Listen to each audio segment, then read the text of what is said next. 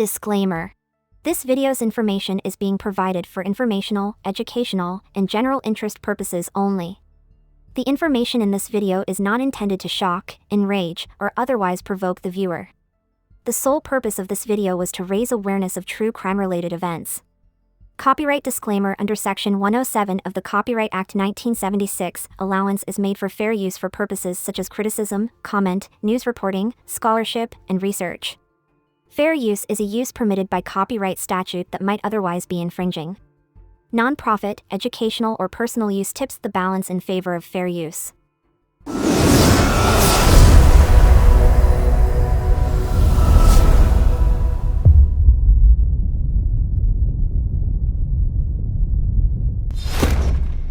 Jodi Christine Parrack passed away on November 8, 2007, and she was born on September 2, 1996. Jodi, an 11-year-old girl from Constantine, Michigan, was sexually assaulted before being killed while being abducted while on her bicycle on a neighborhood street. Her case received a lot of media attention because of the heinousness of the crime as well as the initial mistaken identity of the perpetrator, which led to an overturned conviction and discussions about how officially suspects are interrogated and what information is shared with them. On November 8, 2007, while riding her bicycle, Riverside Elementary School 5th grader Jodi Parrack vanished. She was later discovered at the Constantine Township Cemetery close to a grave. She had asphyxiated to death and there had been a sexual assault, according to the evidence. Raymond McCann, a reserve police officer, was initially suspected after McCann suggested searching the nearby cemetery.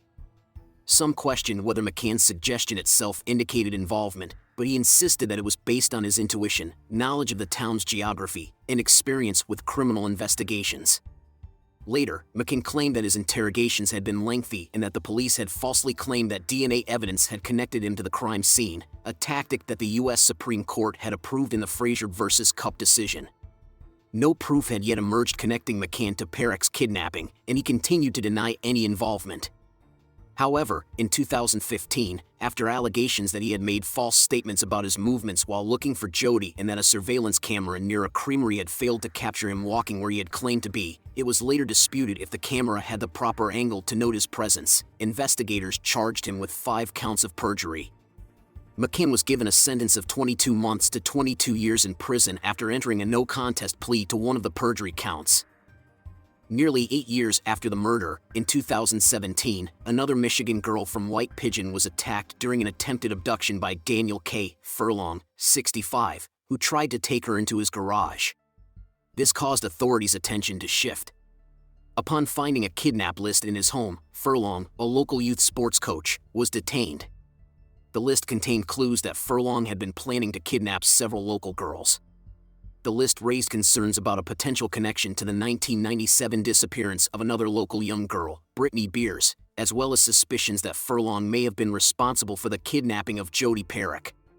Then, DNA samples from Furlong were compared to samples from the crime scene where Jodi Parrack had been discovered. He admitted that he had kidnapped the girl off of her bicycle as she rode past his house, dragged her into his garage, and then tortured and raped her in his boat. Before transporting her body to the cemetery, he bound her with zip ties and covered her with a plastic bag. Furlong received a prison term of 30 to 60 years.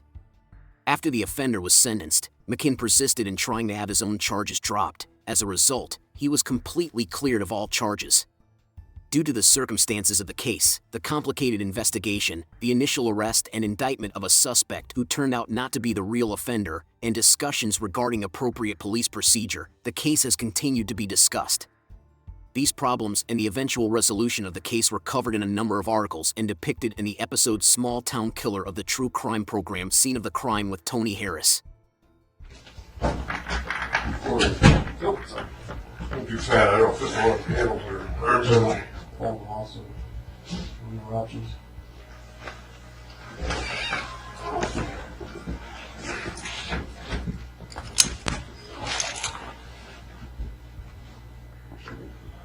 Oh, today is November 5th. Another 3 days. Monday is going to be 3 years. November 8th, 07. So you're in here voluntarily. so he wasn't showing up. He didn't want to come in here voluntarily, right? Because I'm not going to go and pick him and drag him. You know. So, and I know you've been talked to several times, But, and this shouldn't take too long because you're going to tell me the truth. You got nothing to hide, correct? correct. And what I need you to do is pretty much this November 8th, 2007, and if you would, I'd like you to start from about noon. Noon. And tell me what you did that day. I brought my paper. Would you like to read that first? Because You're I right. ain't gonna remember. I remember everything. I don't know if you got a copy. You don't remember? Well, I mean, the order of things. You know what I mean? Or do you? What paper are you talking about here? That was a thing I had to do for Mr. Honeyside. I don't know if you want to read that first. I know, but I would like a copy of it. I haven't seen this Okay, before. that's fine. Well, I'd like you to do, just from your, I don't want you to read anything, I just want you to do it from memory. Okay, starting about noon. I'd be home about lunchtime. Probably eat lunch. I know I was playing the PlayStation football game most of the day until the kids got home. We went to the store, dollar store. Came back. What time did you go to the dollar store? Oh, kids get out of school. I think I left at 3, I believe. I went straight up there. Bought 2 little laser guns. Came back.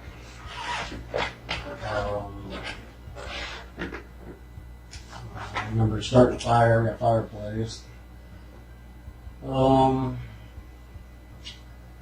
older boy, he had homework. I know he was doing that. Younger boy was playing on his video game. So, starting at noon? Your boys were home at noon? No, after school. Okay. Yeah, noon I was there. Ate lunch. But you were at noon, what were you doing until the boys came home from school? Playing PlayStation, football game. Okay. So you were home alone from 12 o'clock until the boys came home. Mm-hmm. What time do they get home? I would say about 3:10, somewhere in there. I'm not really sure what time school got out. And then you went, To how long were you home before you went to the dollar store? How long were we home? I'm not sure. I mean, Well, I realize it's been 3 years ago, but it was turns out to be a big day in your life, yeah. as well as a lot of other people.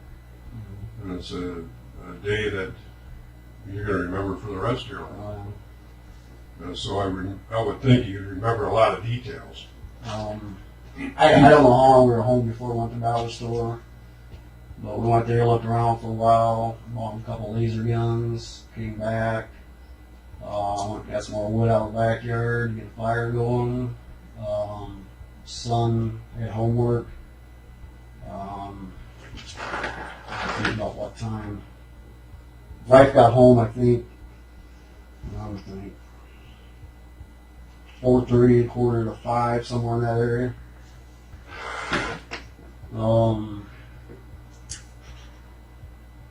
She made dinner. Son was working on homework. I kind of helped him a little. Wife was going back and forth in the room. She actually helped.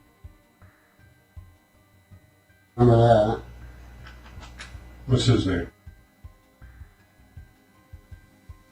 He was playing PlayStation with my younger boy. Trying to think what time we ate.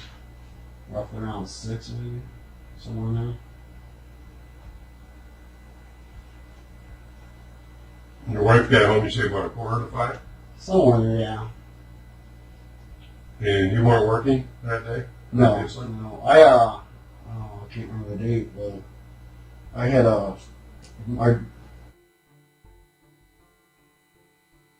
before it's completely went out. I don't know how many days before that. What does that make you do?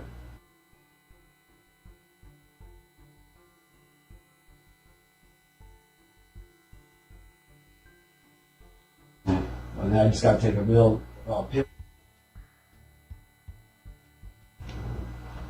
So, but you were working here part-time, correct? Yeah. Or as a reserve? Yeah. How often were you working?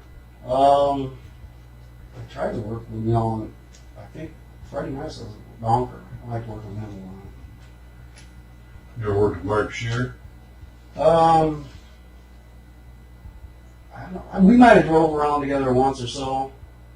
I don't remember because he was always busy with other stuff. So, I don't know. I think back then he was going through a lot going on in his life, I guess. I don't know. And we didn't, he's always doing his thing, so I always want to be the other officer. What do you mean he's always doing his thing? He was obviously working for the police department. Was he doing something other than that? Office work or something. I mean, I don't know. What kind of friends were you with Mark? Mark Shear? Well, when I was a reserve pigeon, we knew each other. Oh, wow. It's a guy who was a reserve, I think, over there in 97, 98, somewhere in there. And, I knew Mark and over the years. So you figure you ate dinner about 6 o'clock? I think, no, there's somewhere Well, tell me what from 6 o'clock on what was it? 6 o'clock on. I know I was watching TV. I was watching the news. I don't know all we did. Yeah, I just watching TV. I know it was going on early 8 o'clock. Kids were getting ready for bed. We were getting ready for bed. And that's when the mother came over, somewhere around 8. Your mother came over? No, Joe, the mother. Jodi's mother? Yeah. How well did you know her? This acquaintance. Years ago, I used to DJ at the Harvey. I remember her being there. She's friends with my sister. Yeah. Okay.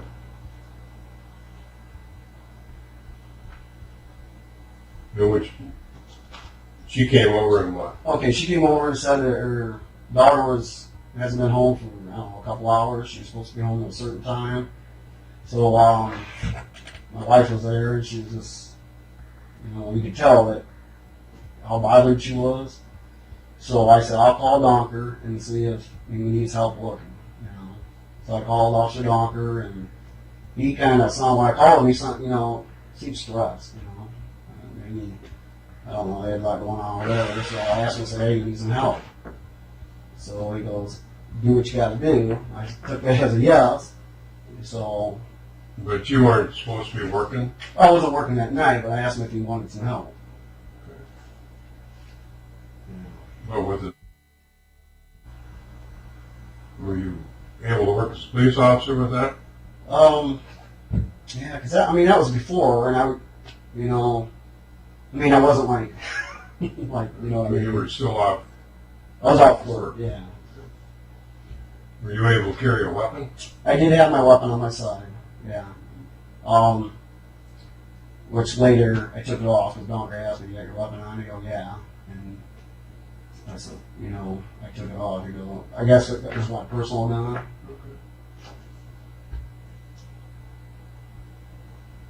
What kind of gun's that? It's a 9mm, right on 9mm.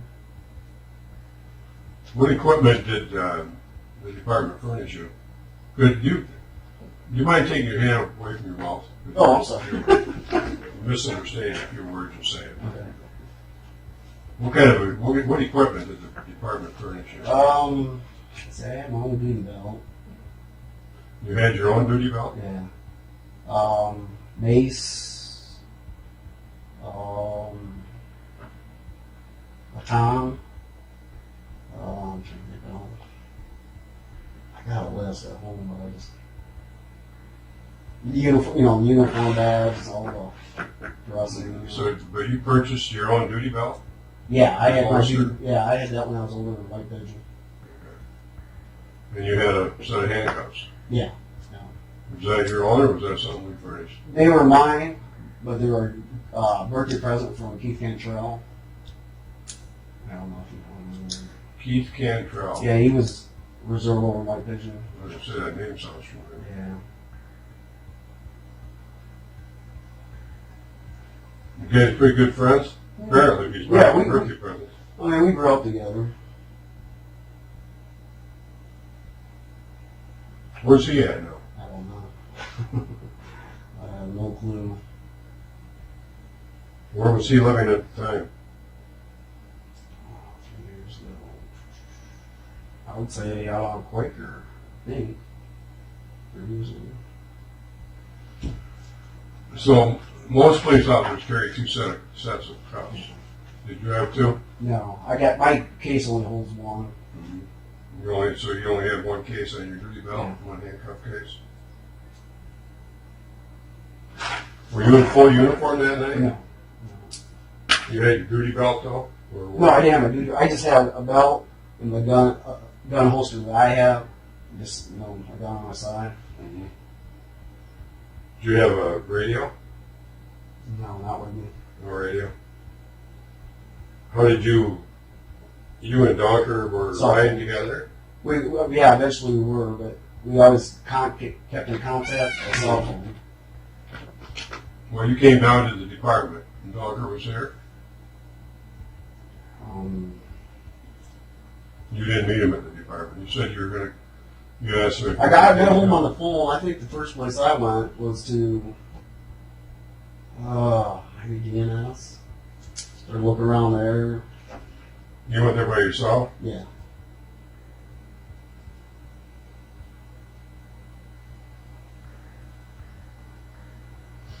So that's before you went to the police department? Honestly, I don't remember if I stopped here first or went there first. I'm not sure. I mean, Donker may know. I'm not 100% on that. So you went to DNS. DNS. What did you do at DNS? I went inside. And, I don't know how I brought it up. I said there's a girl missing. Asked them if I could go around the building. I went around their building. We were looking for a bike. But, and then from there I left. I was heading back north. I think I went behind the buildings where the library is. Checked through there, looking for a bike out place, which I did see a bike behind the Falcon Mart, which I mentioned to Donker. That's one of them where it's closed now. I think it's closed. Falcon Mart. Yeah, I think It's right here in the corner. Oh, yeah, right here. Second 131. Yeah, I mean, I came up there because I went up the wrong one. Went up there, pulled into Falcon Mart, seen a bike there, kind of like I was sitting there by the building. From there. So you seen a bike sitting there? What'd you do? Drop the bike out? What'd you do? I didn't actually go up. I just seen it just sat by the building, and I think later I said something to Donker because I thought we should go check it. We never ended up checking it at all.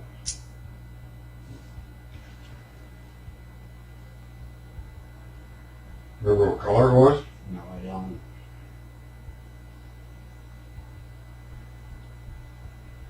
Whereabouts exactly was it sitting? It was like leaning against the Falcon Mart.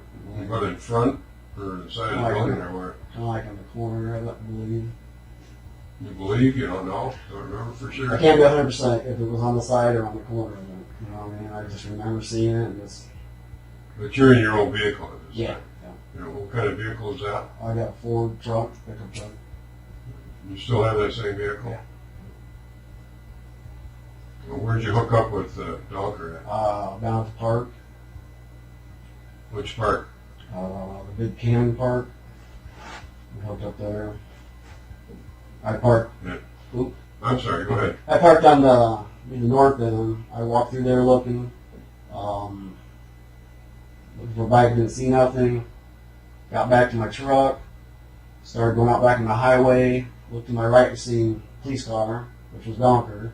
So I went up to the red light, turned left, went around the block, came up to the south side of the park. That's what Donker meant. Gave me a flashlight. But originally when you were going through the park, you didn't have a light. No. So did you ride with him from there? Or? No, from there, I went up to the dollar store, went around that building, went through the baseball field, Diamonds area, went through there by the football practice field for rocket football, and then I think about that time he called me, told me to meet him down the Tumble Dam. There used to be a trail there where kids go through. He told me to meet him there, so I went there. He wasn't there. Called him on the phone at the PD, and I think about that time that's when I went to the PD. And that's when we hooked up. So you rode with him from there? Yeah.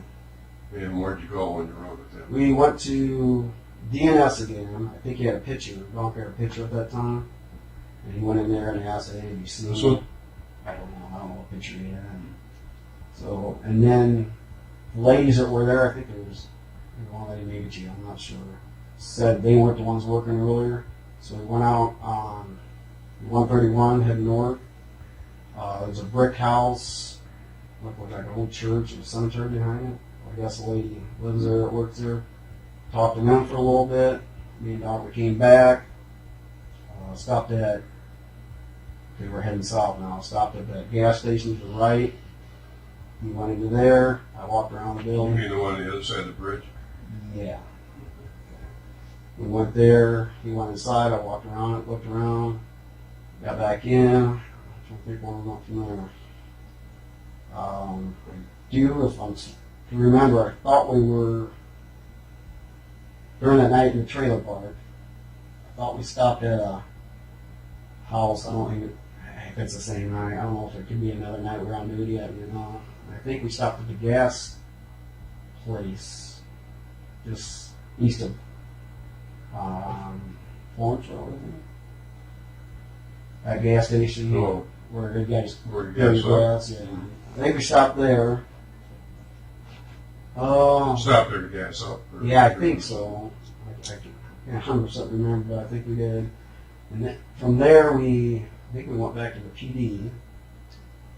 What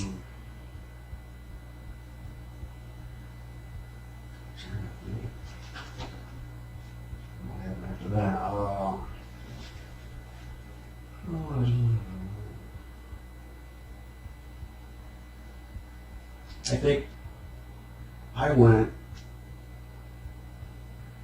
I think I went to my mom's house, where my sister lives, and I found a bike in the alley. It was just off here, a big white brick building, and I guess Which alley is that? Okay, we're on this road here. You take a right. It's just right around the corner here. If you back out of the garage. But back out of the garage, one south on this road right here. Take a right. It's the first alley to the left. That runs up to McCann. Yeah, Is that your mom live there? Yeah, my mom lives there. Yeah, that's where you guys Where was the bike at in that alley? There's a bike. There's a big white brick building, and it was just before there, because I'm shining my light everywhere, and there was a bike. I can't even remember what the description of the bike was that night, but at the time, this bike looked like what they were talking about. Were you aware at the time that that's the last place you had seen was at your sister's? Yeah, earlier, yeah. She said that the kids was playing with her last, I guess Travis was the last to see her or something. And that's your nephew? Yeah. Okay, so how'd you know it wasn't the bike? Well, after that, I called the doctor to come down and say, because I think he had some of the family members here, if I remember right. Called Donker, he said, be down in a minute. So while I'm waiting for him, I go around searching my mom's backyard, or my sister's backyard, and come back, because they were coming. There's a tall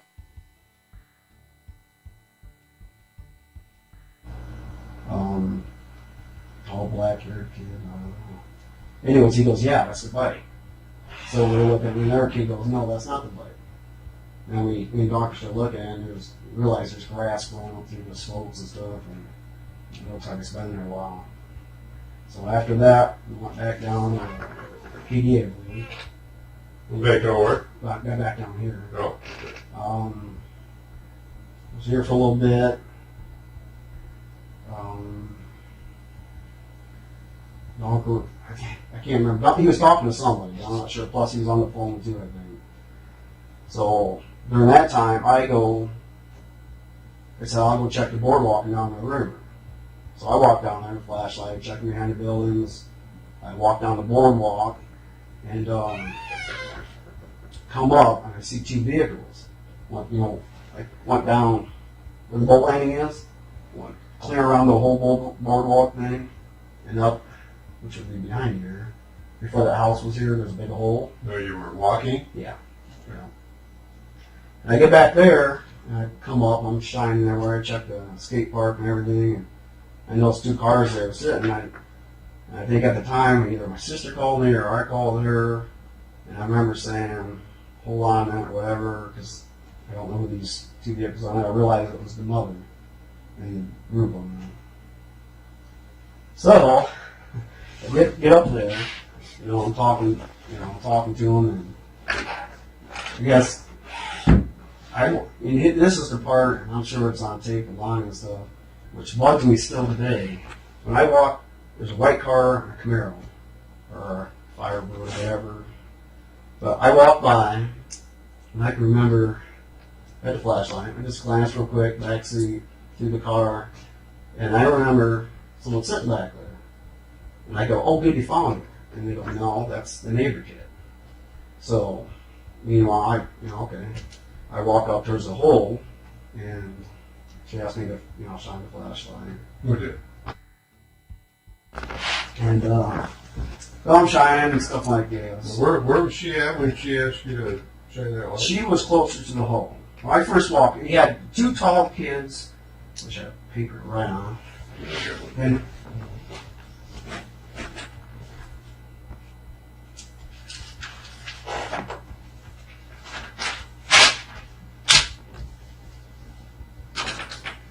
okay. Let's say this is a whole car, street, car, side by side. White car was there, Camaro, whatever, Firebird. Two tall guys were here. No, they were men or kids? Tall kids? Kids, teenagers. Two girls were there. I don't know who. If I seen pictures of them, I'd know who they are. Mother was kind of over here. Which we got everybody's. I'm not really sure where she was at the time. Somewhere in there next. When I came up, I walked by. My mother started coming over, and I remember too. I said, "Dude, you found her." And to me, how bothers me to the day, because I just kept walking by, and she goes, "No, that's a neighbor kid." So okay, we started talking. She asked me to shine a flashlight in the hole, so I did. Can I stand up? Is that all right? Sure. Okay. When I was over by her, and I come around and started talking. The three women, the two others, they stood right there in front of me. The mother was here, so I started talking to them. I can't remember what all we said, but for some reason I don't know, and I can kick myself in the ass today, but I started flashing my light back at the car, because Frida looked back like that. I'm thinking, okay, something just drew me to the car again. So I shined my light, and I stepped over the middle, and the mother came around here, so we started talking again.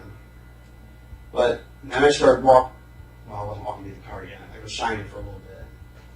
And then I started walking towards the car, and the two guys get back out of their car, and they come up here too. No, the two guys you're talking about are the kids? Yeah, the teenagers. So they come up to me too. Okay. So anyways, I'm standing there, and I'm actually talking to Mom now. They started talking about something. I said I wanted a better description of the bike. But today, can I say what's on my mind? Anything. That's why I wanted you here. Okay. To me, felt something wrong there. You know, and I don't want to accuse anybody of anything because I know what it's like to be accused. But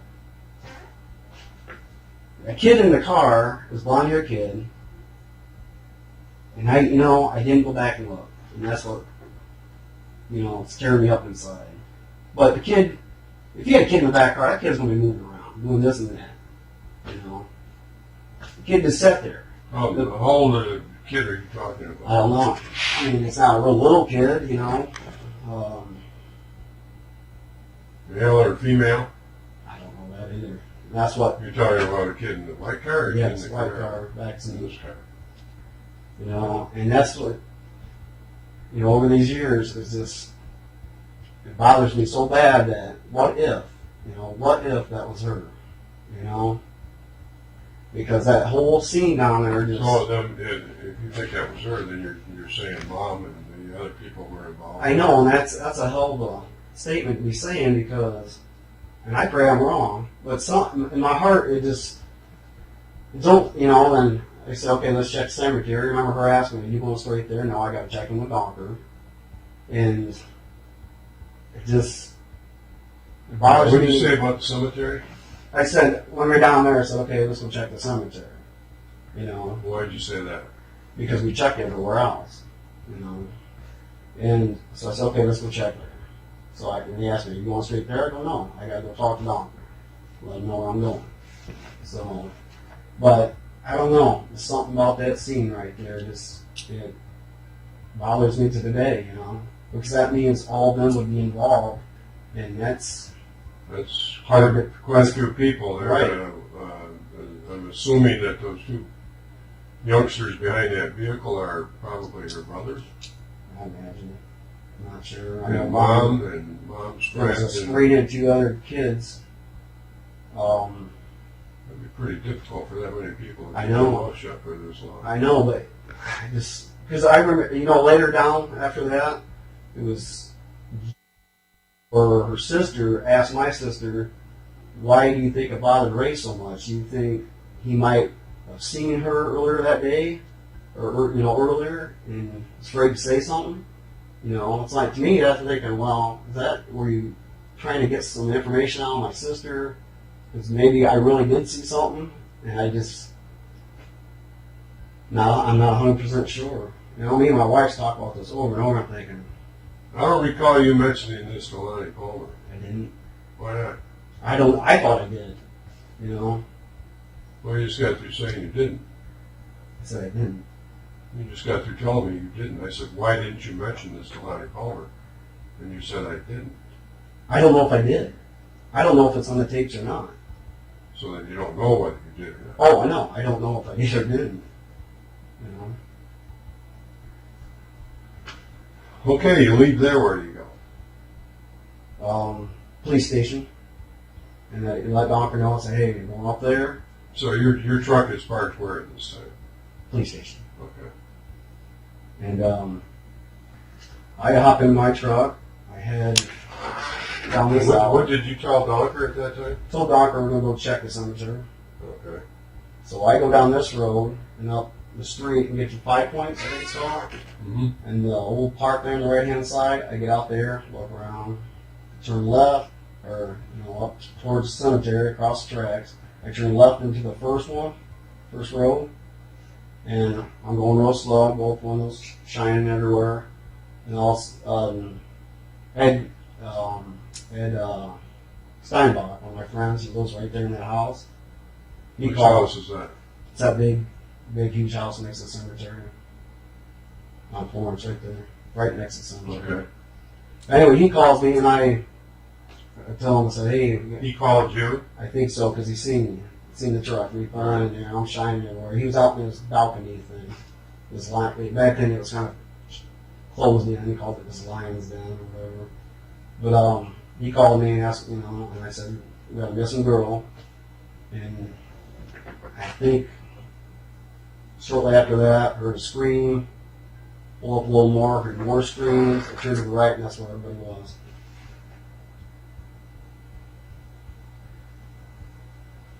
No, he called you, and shortly after that, you heard screaming? I think I was still on the phone with him. Where were you at the time when he called you? I was right in the first row when you first pull in. So he's seen you driving. That's a pretty quick phone call. Yeah. I mean, he didn't instantly call. I mean, I was going slow looking, but he called during that time I was there.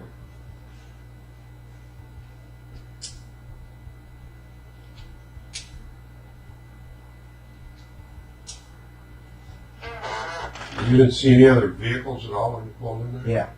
I seen a bunch to the, that'd be the east side of the cemetery. And how many did you see over there? Vehicle-wise, at least 3 maybe. Just before you heard the screaming? No, I think I seen him once, I heard it. Brought my attention that way. When I turned, I seen the lights in the vehicles. Were you driving with your windows down? Yeah, I think so. Was it cold that night, November? I think it was chilly. I don't remember. But So you heard screaming, and what'd you do? well, I think I was still on the phone with him and said, hey, I gotta go pull up a little more. You didn't tell him you heard screaming? I don't remember. I don't remember if I did or not. I probably didn't. But then I get up to the road that goes to the east, and that's when I heard more screaming. I look up, and there they all were. He didn't say anything about hearing. Yeah. No, I don't think so, unless he... But he's out on his balcony, right? It's a closed-in balcony thing.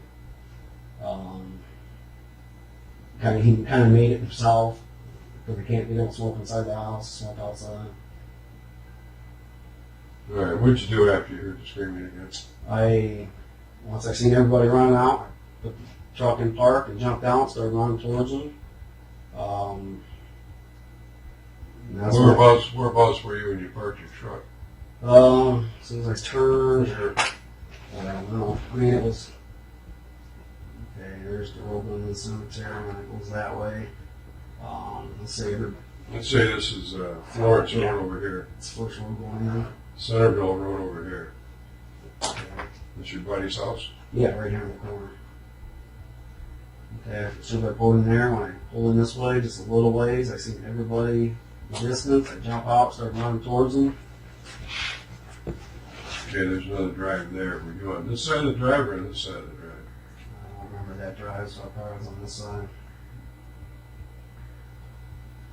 Well, what'd you do when you got over there? I started running up towards them, seen the mother holding her. That's when I was on the phone, Donker, and as I'm talking to him, I turn around and there he is, right there. I guess Ed Rosita said as I was coming in this way, running up there, Donker was coming in the other way, I guess on the other side.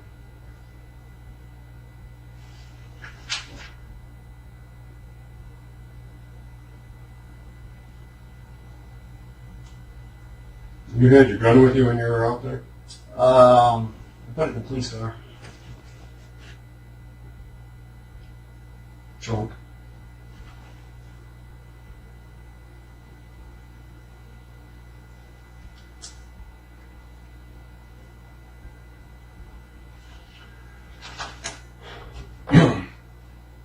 That wasn't, well, you're back here by the soul. That's not the first time you mentioned the cemetery, right? When I was backward. Back here in Zamon's house when they were building a house. Right, did I mention cemetery earlier? Yeah. Yeah, it's Donker. Why didn't you just go check the cemetery? Then, I don't know. You have to ask Donker that. When we were driving around, I go, kind of like, we didn't know the night was going to end up that way, but kind of joking around because it was just after Halloween.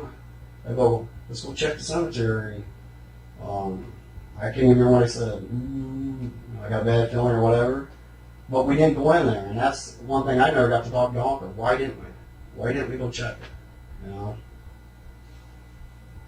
But then after Donker goes to the PD, you're by yourself. Why didn't you just go check it if that's what you were thinking about doing? Before down here, or? Well, no, when Donker went back to the PD and you were by yourself. When I was over here, though, right? Correct? Is that what you're Well, asking? I don't know where you were at. Okay, before I went back, why didn't I just go straight there? Yeah, You wanted to check the cemetery, why didn't you go check it? Because I needed to check. I wanted to check in with Donker. I don't know. I mean, he was tied up. You know, figured I go with me, but he was tied up, so I went. You're afraid of going to the cemetery by yourself? Why? I don't know. I was kind of afraid to walk back there to the boardwalk, you know. You know, I had a flashlight. But this whole thing down here, that's what bothers me. I hope I'm wrong. I pray that I'm wrong, you know. But to me, I wish it could be checked. And I don't mention it in there either, I guess. And, well, yeah, that's the first time I've heard that mentioned. And boy, I've been reading a lot of reports. you know, there's so much that went on, and I don't know. I've been talking to my wife about that constantly. It's like, You've been talking to your wife about that? yeah, just that what happened down there. It's like, you know, I'm going to kick myself in the ass if what I think really is the way it went, you know. And then why I didn't go back and check, I don't know. I don't, you know. But something down there just, it bugs me. And you know, like I told my wife, I said, you know, I hope at least they check, ask questions about that down there, you know. I said, man, they can even use me too if they want to bring me into the room, and it's worth a shot, you know. I don't know. It is. To me, it's worth a shot. I want this thing, probably more so, I know you guys want this all, but I want this thing so solid because it's personal. Now I'm getting letters, you know. I'll talk to you about those letters when we get finished here.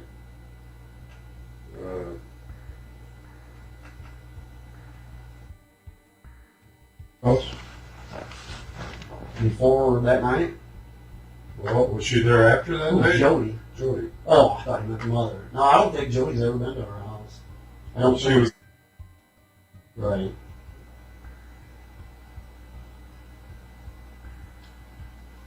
Did he see her that day?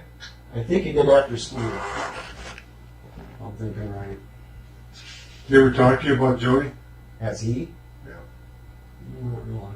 I mean, before she was murdered. No. Not that I can recall.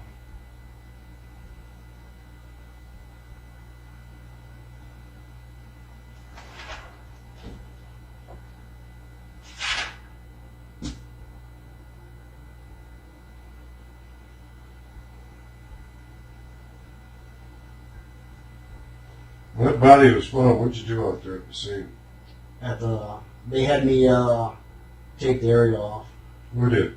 I don't remember now. Somebody handed me the tape and started taking. You weren't in uniform. They just handed. Well, whoever handed it to me, I don't know if it was Donker or whoever, they knew who I was. And they had me take it off.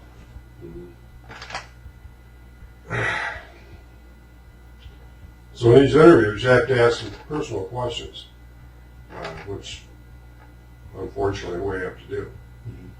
How do you get along with your wife? How is your marriage? How has it been? How long have you been married? 6 years now. Been married 6?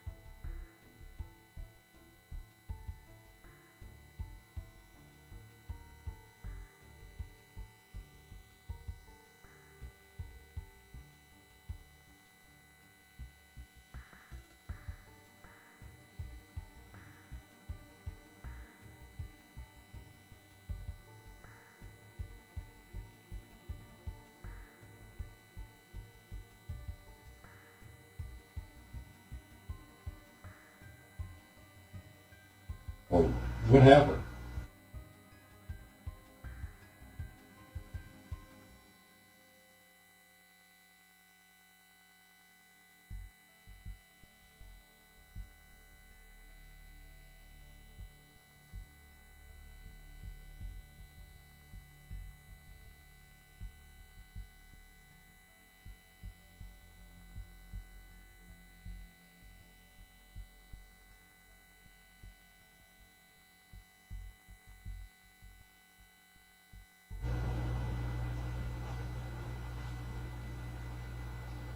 Well, I read that separation order from the court, and I've got a copy of it someplace, and I don't have it with me here. But it seems like you were rather violent in that marriage.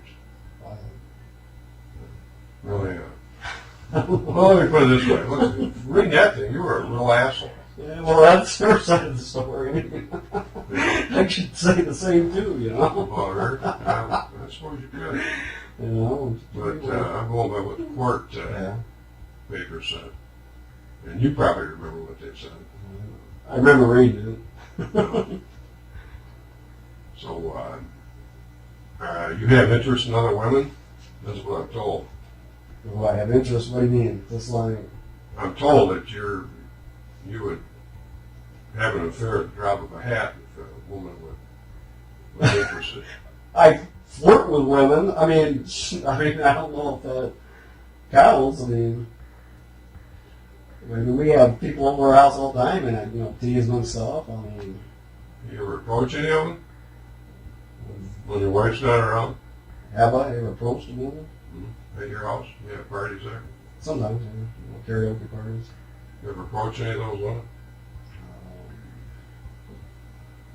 During the night? I mean, I didn't know her drinking. Yeah, I'm trying to hit on. I don't know, I might have, You remember that? I mean... So, of course, you're like any other guy. You have interest in women. 40-year-old, and that's not all bad. I'd rather see you Yeah. have interest in women than guys. What about young girls like Jodi? No. No?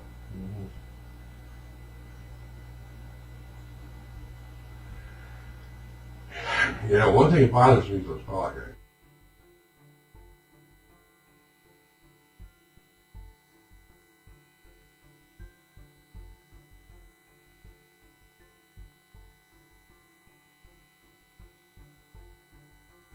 And whether you did it or not, I really have a feeling you know more than what you're telling us.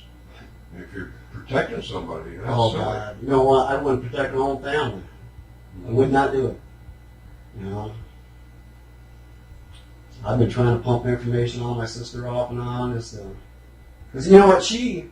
I feel she knows something more because she had kind of like a nervous breakdown after that. I tried over the time, try to pump things out of her. Because the other day, I was asking her, I said, you know what? If you know anything, you got to tell me. Because now, I didn't tell her about the letters. I just said, it's getting pretty personal. Why didn't you tell her about the letter? I didn't know if I should be spreading, a problem to you guys. I mean,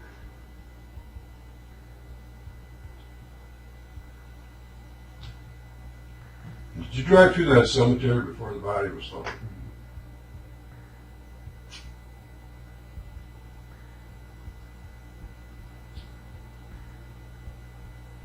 Did you see anybody else driving a great pickup truck around there that night?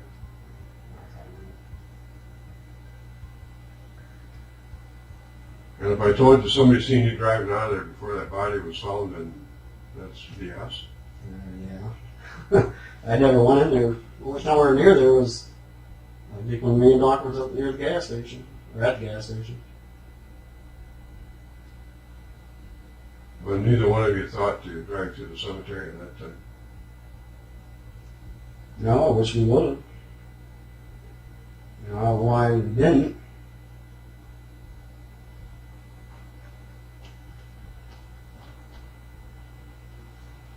Uh, 11-year-old girl. Who could do that? I don't know. Believe me, I want to know just as much as you guys do. This has been hell for the last, we went through hell from the get-go,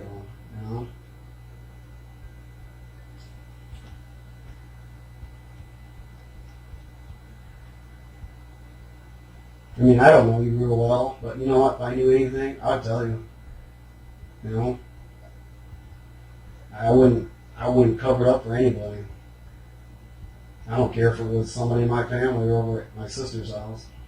If I knew something, I'd be the first one to drag their asses down here. I even told Honeysuck that. I watched the video from the cemetery when she was buried yesterday. You took that pretty hard. Yeah, I did. You took it harder than some of the members of the family. I find that weird. You know, it bothers me because basically we failed our mission, you know, we didn't find her. And then we didn't realize it was going to end up that, you know, like it did. You know, and then this thing, that still haunts me. Well, I didn't see Donker breaking down. Maybe it's just, I'm from this town. you're from the south? This town. So you think there's everybody there just about was from this town. They didn't see anybody breaking down like you did. We just found that kind of odd. It bothered me to the max. And it still bothers you. Oh, yeah, it does.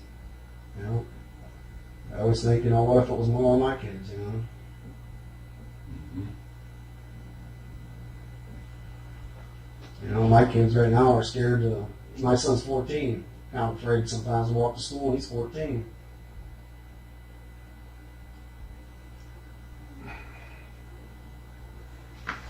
November 8th, 2007.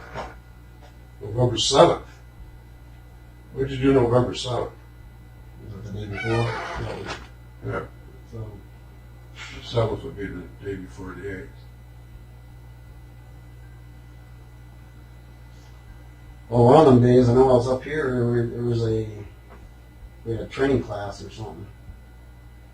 You were here at the PD? Yeah. Oh, what time of day was that? It was in the evening. I don't know what time. Well, earlier in the day. I don't know. Were you home all day? The day before. Probably up to the time I had to come here. Did you have any walkie-talkies? Driving. Kids might. The kids might. I mean, we've had walkie-talkies over the years. You ever use them? Yeah, I'm sure. What'd you use them for? I remember one time, me and my son, he took one to school while I talked to him. So In between classes, he'd get on, and I'll be home, you know. So the day before, on the 7th, did you talk to any women on that? I did talk to actually two people. I think one was somebody passing through town, and the other one was some woman kind of flirting with me. You know, to me, I said, you know, I thought, okay, I got one. This is this, you know. And I told the person. Why did you have to know who it was? That's because they asked who I was. And I said, you probably know me. You know, I've coached in this town for over the years, and you know, and I thought it was someone playing with me. Did you try to find him? Did I try to find him? I don't remember. You don't remember? If I tried to find him. No, I mean, how often do you talk to some woman on a walkie-talkie and try to get set up with her, or what? Did I try to get set up with her? Yeah. No, but I remember trying to wonder who it was. I mean, I got the best of me. So you wondered who it was. What did you do to try to find out who it was?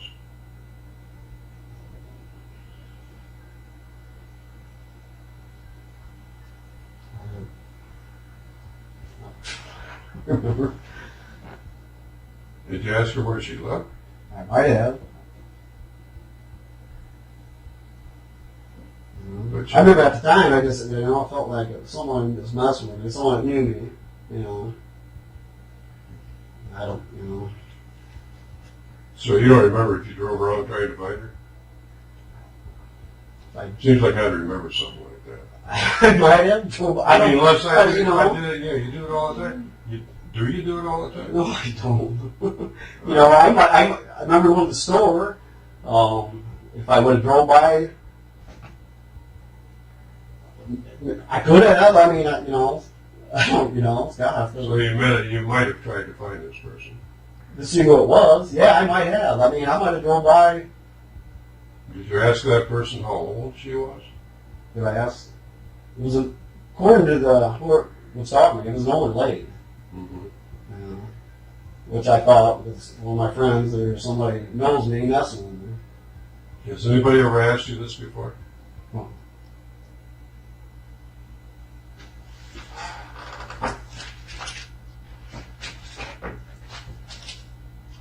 The FBI didn't talk to you about it? I don't remember. I don't recall.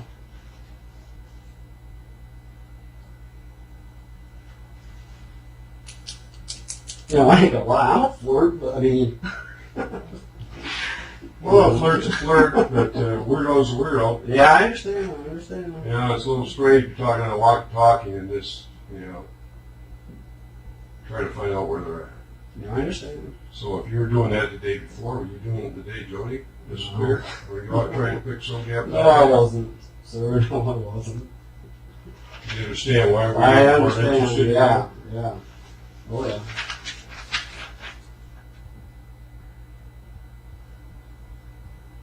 But I don't remember asking about it.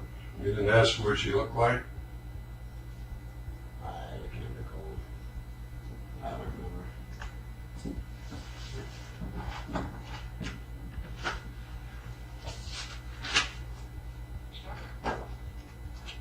I find it hard to believe nobody ever discussed that with you before I asked you about it.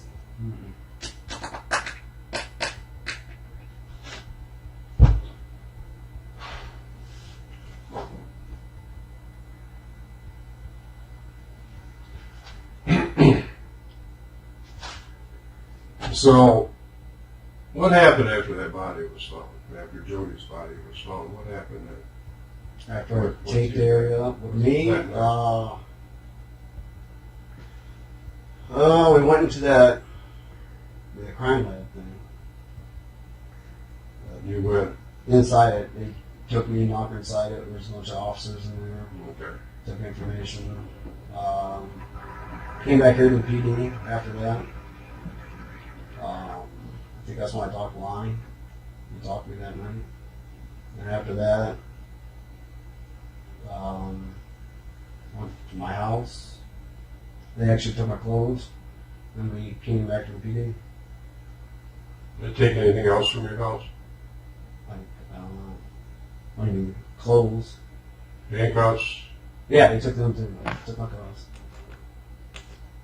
Did they take your DNA that night? No, they took it shortly after that, I guess. Mine and my son's. Up at the state police post. Both of your sons? No, just my one boy.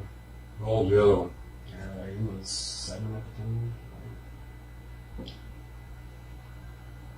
So this is what time of the night? Well, I don't know. I mean, it was early a.m., wherever the heck it was, we're down here for a long time. Did you call your wife, let her know what happened to Jodi? I think during that night I did get a hold of her, if I recall, or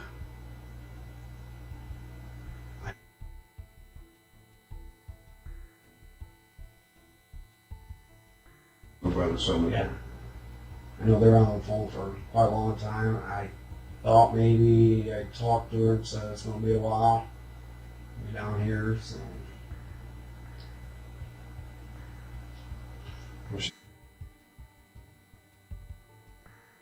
And told them to call her. And I find that weird. I First thing I do is call my wife. That's what most people do. Why would you call a friend and say, hey, call my wife? don't know, close friends, I was tied up with Closer to your friends than your wife. I was tied up with what was going on there, and just, I don't know if I did talk to my wife. I'm sure I did during the night,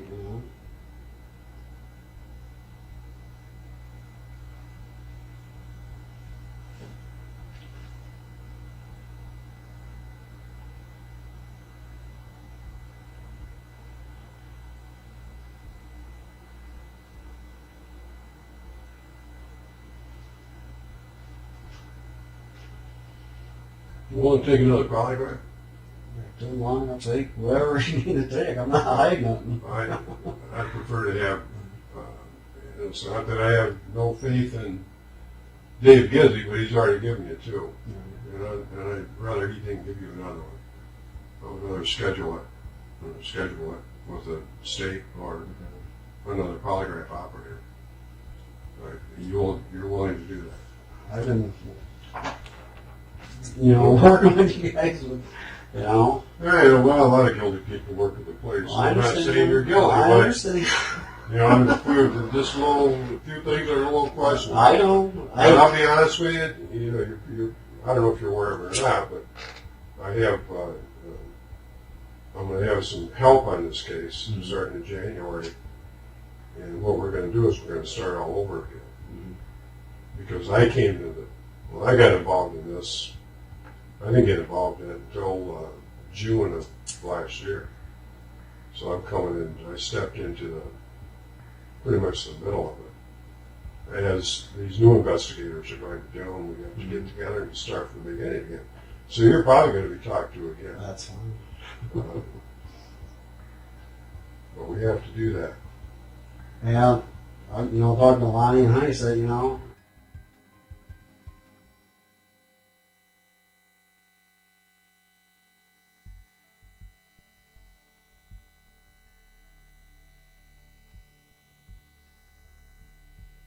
We're going to need 100.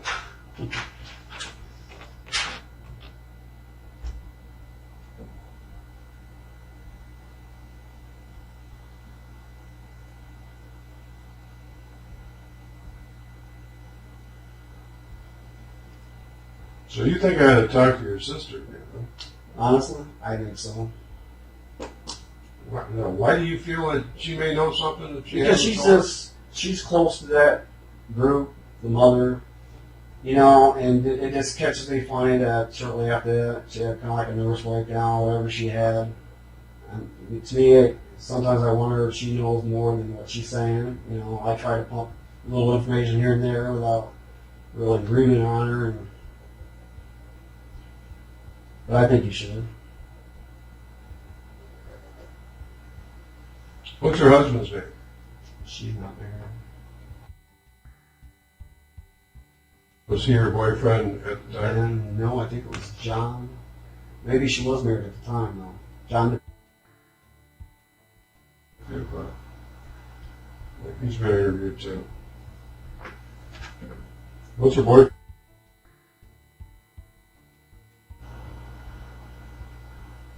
How old is your sister? I'm sure I got her date of birth in here someplace. She's got to be 6-7 years younger than me. I'm 43. She's got to be what? Okay. Somewhere in there. I don't know. Maybe she's 37. Well, that's all right. I'm sure it's in the report.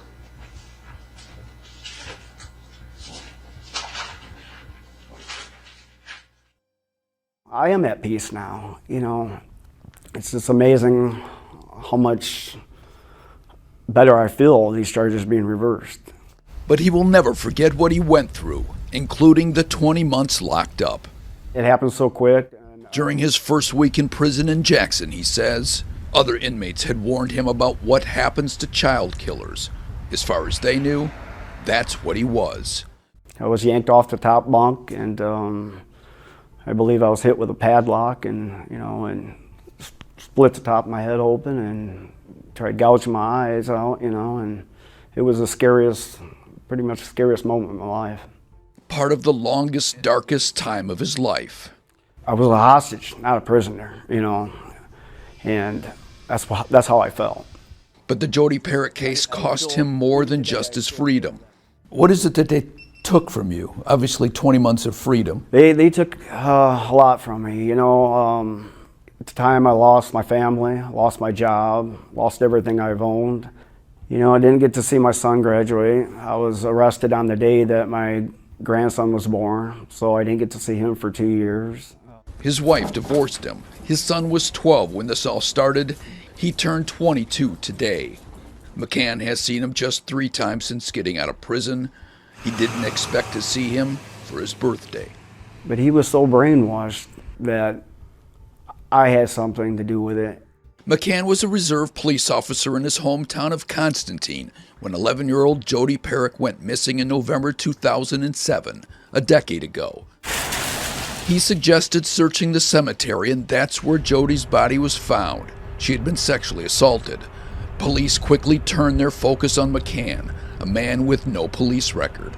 No one's came to me and told me why. You know, I think they wanted somebody back then, and I just happened to be the guy. During about 20 interrogations, state police lied to him repeatedly, all legal, hoping for a murder confession. Two of the biggest lies, that his DNA was on Jodi's body and her DNA was in his truck. McCann, identified as a person of interest, pleaded no contest to perjury. Even after Daniel Furlong confessed to Jodi's murder, saying he worked alone, McCann stayed in prison for perjury. Attorneys from Northwestern University and the University of Michigan took up the case in response to a targeted investigation. They found that video evidence used to convict McCann was another police lie. Last week, a St. Joseph County judge overturned the conviction, but McCann says no one has apologized. I don't know if I'll ever get a true apology, but Do you think you deserve one? I think I do. He's working now at a factory job, finally has a car, but he says he'll never move back to his hometown. And I'm still struggling, you know, I'm still trying to get back on my feet. It's a long journey, and you know, I just pray that it gets better.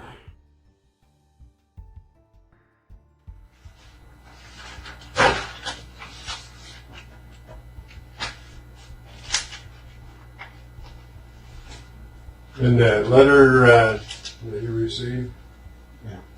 you ain't got nothing to worry. I know who that is. Are you serious? That person came and talked with me. And you've got nothing to worry about. All right, well, That's been taken care of. I'm not going to tell you. Okay, you don't have to tell me anything. But that's, The kids and stuff, I don't, you know, that's what we're worried about. you ain't got nothing to worry about. Okay. Trust me. I don't trust you, but trust me.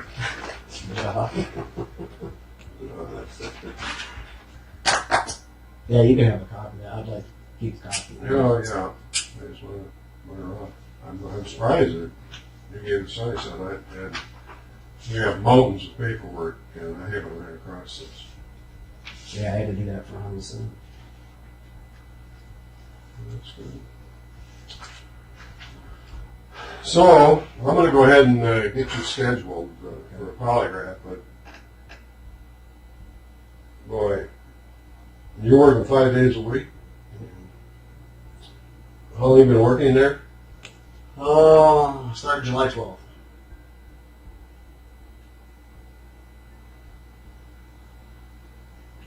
Is there any possibility that you can get an afternoon off? I can check. Because I can't get them set up on a weekend. And they're not as quick as the county. I could probably get somebody tomorrow to do it. But with the state, because they have so many of them, we have to schedule it in advance. Would I have to miss the whole day, or? Well, I'll be honest with you, I don't know. I'd have to speak with a polygraph operator. Because they generally take, a good 3 hours. Okay. The one you took over here took a while. Yeah.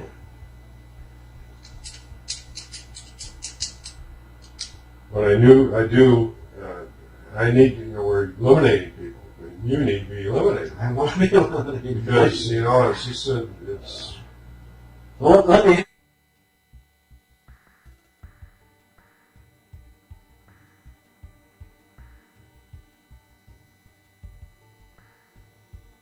They beat me up now. I told him, I said, damn, I'm not going to jail for someone else's bullshit. to jail. Well, they beat me up or something. There's a nightstick to me. No, but seriously, we have to eliminate them. We've got so many tips and so many people too. It's a process of elimination. I know. My wife, I remember when I took the polygraph, my wife, she's in the other room talking to other officers, and they had asked her, what's bothering him, Yeah, there's two strange things going on with you in our eyes, and we have to get it straightened out. But if you do know anything about it at all, right? if I knew something right now, you make yourself a hero. If you, well, I want to be a hero, but I'm asking you. We don't necessarily feel that you did it. I know I did. It does look like you know something about See, and that's why I'm wondering if this is bothering me so bad. And I pray that you guys check on this. You know, if I didn't say this to Lonnie, So you're thinking that Jodi might have been in the backseat of that car? in my heart, yes. In my heart, I really believe that, but I can't prove it. You know, me and I talked to my wife about this. We talked about it last night too. You know, I gotta. If this wasn't brought out before, I gotta bring it out because what if I'm right? What if I'm right? It sounds so. Because I told her so all these people got to be involved in. They all got to know. But it's just too funny how the events, you know, when that was going on down there. It's just. I mean, why would I go by the window and say, "Oh, good, you found her," you know? Unless something. And then I kept walking on. She goes, "No, it's a neighbor kid." Okay, produce the neighbor kid. I want to know who the neighbor kid is. And who was back there? Was the kid sleeping because they weren't moving around? You know. And like I told my wife, I said, man, I hope, because in the past, information I gained at first, it got back to the mother. And I'm saying, man, it can't get back to her because these people need to all be together in a group and question however you guys do it. You know, was there a kid, or who all was there and this and that? If they mentioned a kid and this and that, okay, who was it? You know? And if you want me to come in, man, I told my wife, I can come and say, if you to try to get a confession out of them, if it really did happen that way. You know? So what you're telling me is there's two males Behind the white car. standing here, and there's two women, Right there. females, standing here. Joe Carver's over here. Now, Joe Carver's mother, correct? Okay.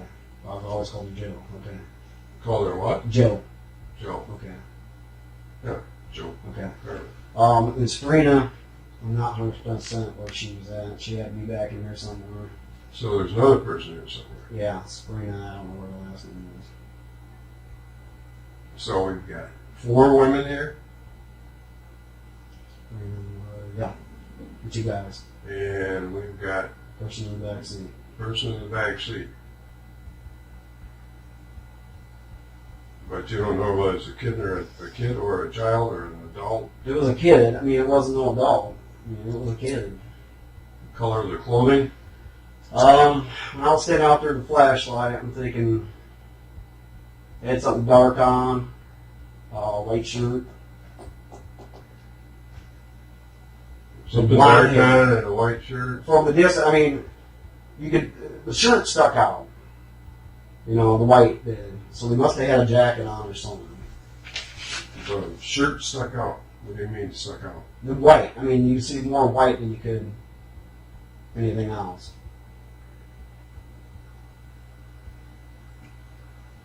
But even as I'm standing over in front of the car, I shine my light a couple times, you couldn't see the face. You know, they're sitting in the back seat, all they were, you couldn't. But I just don't get it. If it was a kid, the kid would have been moving around. There's no doubt in my mind. You know, and why didn't the kid get White out? shirt and what else? Blonde hair, dark Blonde hair. What kind of jacket? I don't know. But I just remember the white stuck out the most.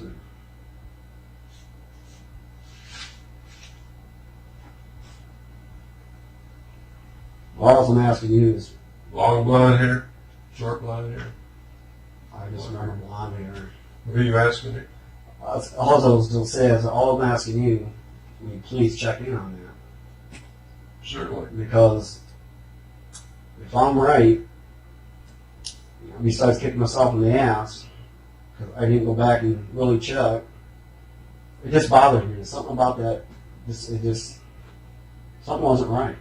But you're telling me there's 1, 2, 3, 4 There's 4 females. girls, 4 females. Somebody in the car, 2 guys standing behind the vehicle. You don't know whether they're kids or teenagers. Or teenagers. Um, And there's a Child young person in the back seat.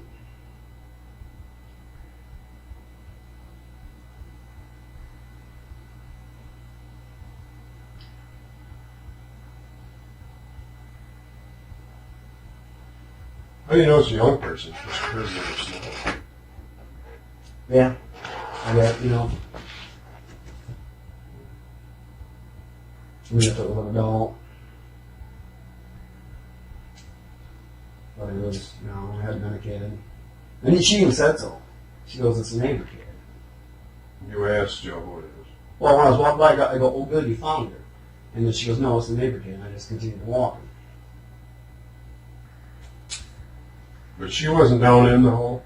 No, she was just a little distance from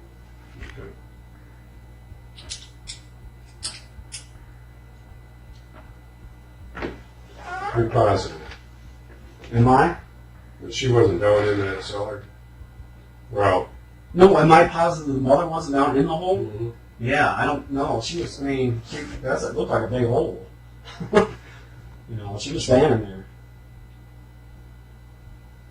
And you all left at the same time? Yeah, I went back to PD and they went to the cemetery. But did you go back to the PD before they left, or? I was walking. They got in their vehicles, I guess, left. I walked to PD.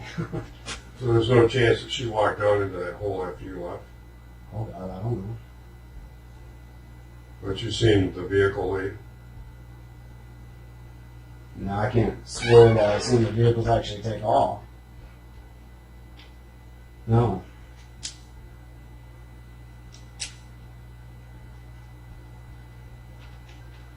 I just know in my heart and soul something wasn't right there. I didn't, you know, like I told my wife, I try to go through this over and over and over, and I think, why would I say, oh, good, you found her, you know? Just, I don't know. But why I didn't go back to the car, that's what bugs me the most. Why didn't I? Was I scared, you know? I don't know. But it's weird later down the road, it was her to ask my sister, you know? Like she was trying to get information out of her. And that, to me, it's kind of weird. I just, like I said before, I just hope this gets checked. Because what if I'm right? You know? What if I am? You know, I don't know who killed her. But to me, something about this, I hope I'm wrong, but what if I'm right? I will see to it in the polygraph if you like your ass about this. Okay.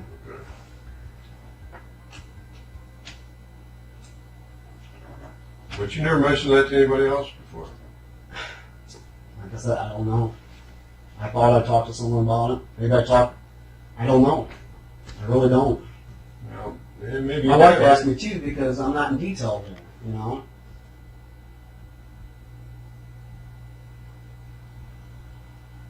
But this means a lot to me because I feel something wasn't right there. And I'm going to kick myself in the ass if it is true. And that means everybody there was involved.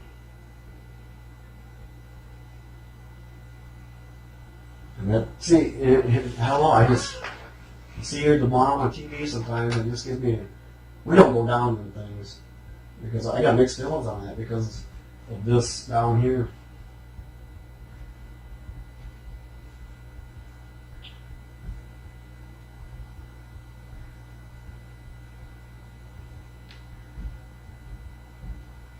But man, if you want to use me to whatever, you do it. Because I just, my feeling in my heart, I feel that was her. I do. Boy, if you want to use me to come into the room and try to get a confession out and say, I can say whatever, I can say, you know what I've seen down there. Use me for whatever you got to use me for.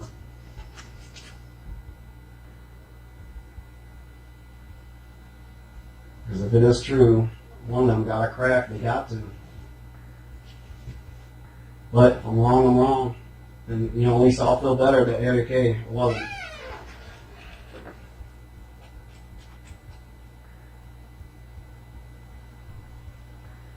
You actually believe her mother could have killed her? I don't Or know. knew about her death and covered it up? Do what? Knew about her death, how she died, and covered it up? Who killed her? I don't know if she knows who killed her. All I know. Well, what you're saying is what you're telling me is She would- it may have been her in the back seat.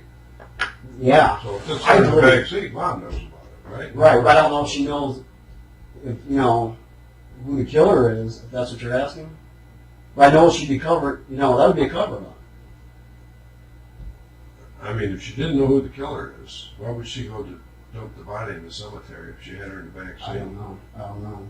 As I know from what my sister said, the reason why Jodi was at my sister's is because she was out getting stoned. I don't know if that's in any reports, but that's what I'm saying. You need to talk. How do you know that? Because my sister told me. She goes, that's the reason why Jodi was at my sister's, because she's out getting high with her friends or whoever. That's why I'm saying you got to talk to my sister more. I will. I want you to. Because if I'm right on this,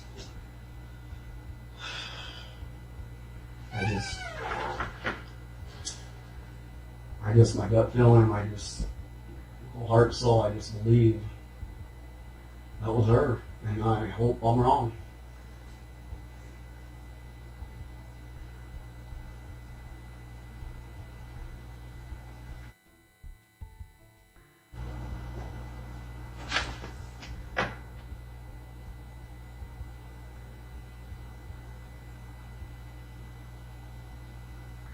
I'm not your enemy. You think something could have happened at Ann's house? Could have something? I don't know. That's, doctors ask me before, have you really talked to your sister and this and that? I don't know. Actually, I haven't,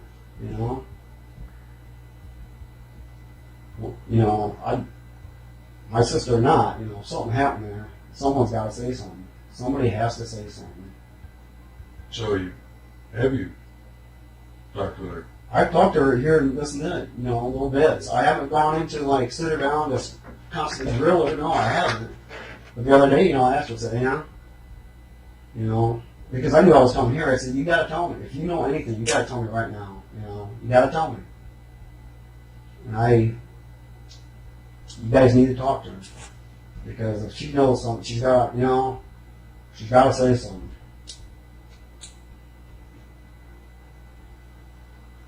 What about your brother, Randy? Would he be involved anyway? He's got a couple boys that were, Travis. Boys were there, but I don't think my brother, I mean, me and him ain't close.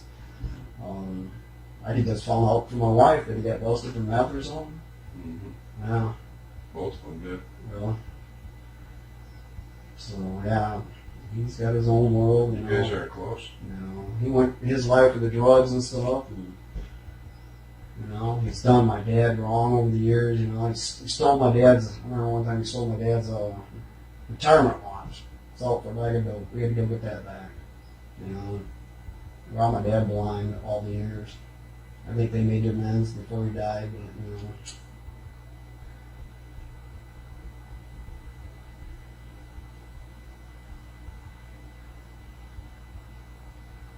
like I said, man, I'm not your enemy. If you want help, you just tell me what to do.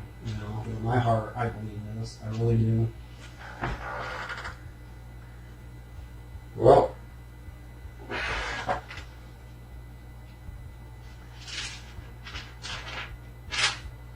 we'll be looked into. Promise you that. Thank you.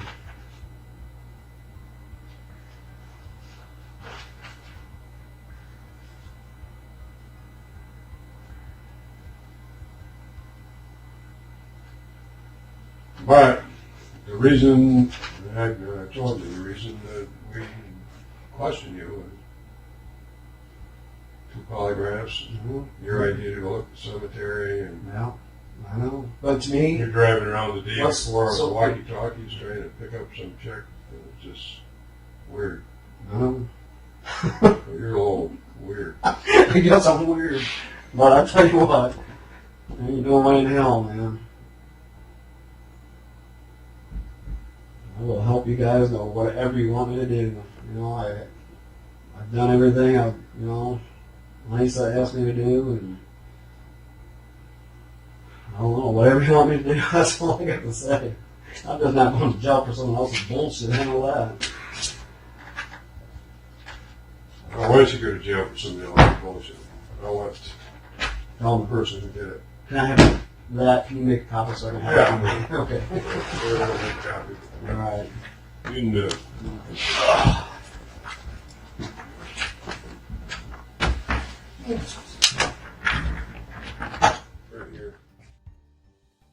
Prison for lying about the murder of 10-year-old Jodi Parrack, a death he had nothing to do with. Now, more than a year after our Target 8 investigation making a monster raised questions about police conduct in the case, McCann is fighting to clear his name. Target 8 investigator Ken Kolker's reporting prompted this case, and he was in court today in St. Joseph County checking in on what's happening now. Ray McCann was in court today, 10 years and a day after Jodi Parrack disappeared and was murdered. He wants to undo his perjury conviction. You were a suspect in Jodi Parrack's murder? Correct. Jodi disappeared November 8, 2007 in her hometown of Constantine. Her body found later in a cemetery. McCann, then a reserve police officer, quickly became the lead suspect. They were out to get somebody. I think it didn't matter. I felt like they were out to get me. His case now comes down to this grainy video and whether police lied about it. McCann says he was at the Tumble Dam in Constantine during the search for Jodi. Police testified video shows McCann was not there. It was one of many alleged lies McCann was accused of telling during repeated interviews, and it's the charge he pleaded no contest to. Lawyers from the Michigan Innocence Clinic and Northwestern University took up the case in response to Target 8's making a monster investigation that showed police lied during repeated interrogations. Would you have pled no contest to the Tumble Dam charge if you had known that Detective Fuller was untruthful or wrong about what the video evidence showed? I would have never took the plea. McCann's attorneys say the tape does not show the area around the dam at all, and that police lied to McCann about that, leading him to plead no contest. I feel that wasn't another one of his tactics. All along through this whole case, he has either misled or lied to family, friends, and turned the whole town against me. Daniel Furlong, now in prison for life for killing Jodi, has said he worked alone and never knew McCann. After today's hearing, State Police Detective Brian Fuller denied lying about the video. It's not true? That I lied? Yeah, that's what they're saying, right? Yeah, that is what they're saying. That's what I heard them say. Okay. And I'm sure you're not pleased to be Absolutely people not. say that. McCann pleaded no contest to one charge of perjury in February 2015 and was locked up for 20 months. It's just to clear his name, and then that's all we're trying to do. After the hearing, the prosecutor refused to comment. As for Ray McCann, he's expected back in court on December 15th when this hearing will continue. In Centerville, Ken Kolker, 24-Hour News 8. I left. I can't remember if I went around the post office, it's checking there, but I must have went down. I can't remember if I went through the alley or around the block to get to the park. And that would be on the north side of the park. That's where I got out and started looking to the park. Is that this park, the center of Canyon town Park? park, where the big canyon is? I left. I can't remember if I went around the post office, it's checking there, but I must have went down. I can't remember if I went through the alley or around the block to get to the park. And that would be on the north side of the park. That's where I got out and started looking to the park. Is that this park, the center of Canyon town Park? park, where the big canyon is? Okay.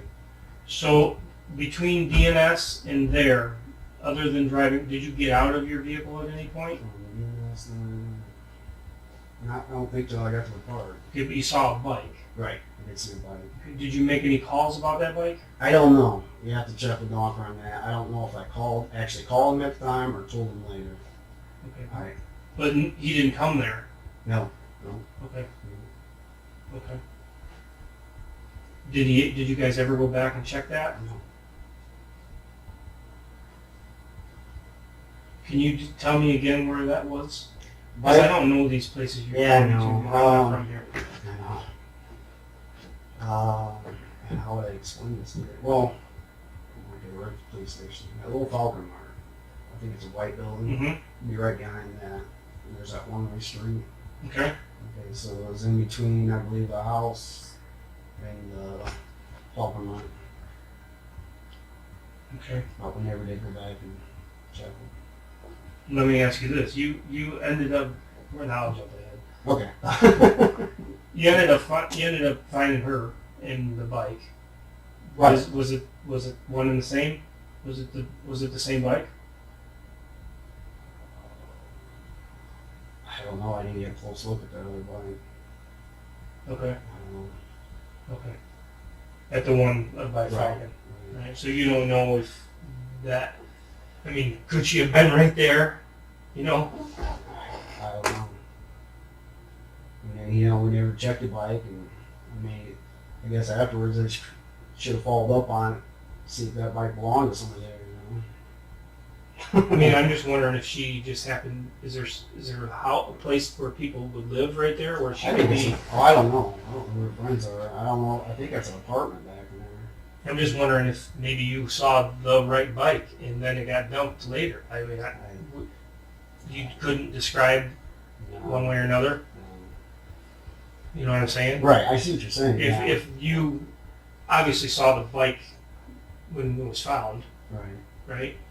But there'd be no way for you to say that that was the same bike. No, there's no way.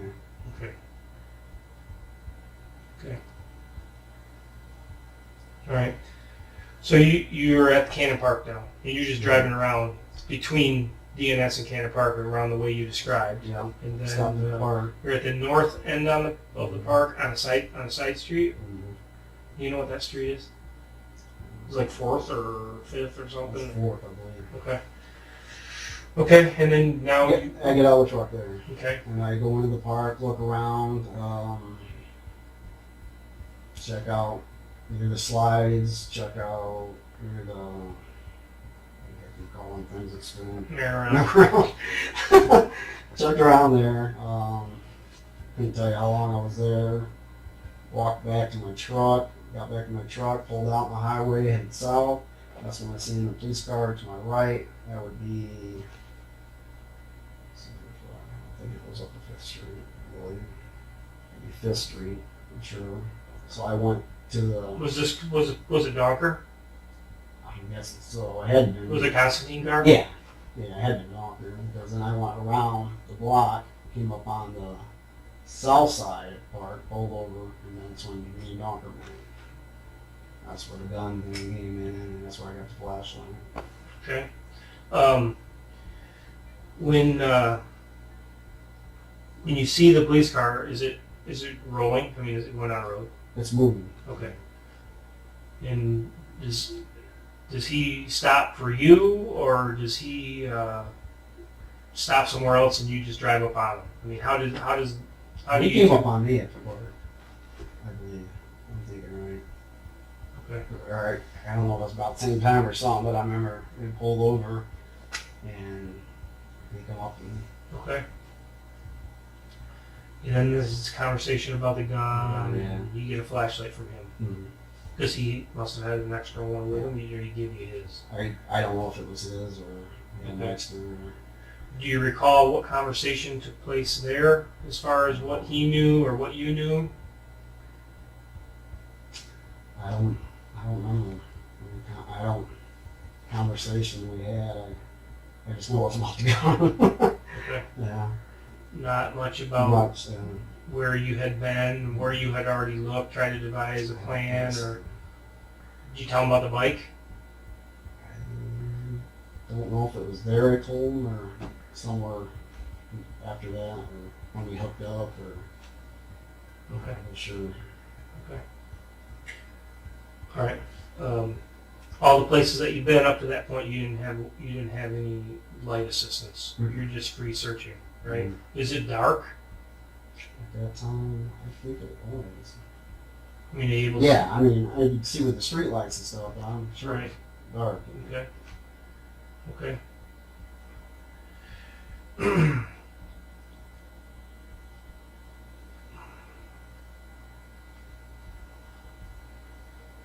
All right. So you meet up with Donker, and as far as any conversation goes, you don't remember. And then what? After we separated, I went back south on 131, went to the dollar store. Stopped there, seen 2 cars in the parking lot. Well, I believe I got out of the vehicle and up to the window, seeing if I could see somebody. Couldn't see anybody. I drove around the building, checking, and then I went through the baseball fields, checking.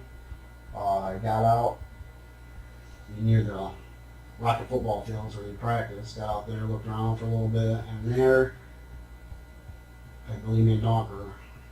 But he called me. I'm sure he called me. I think.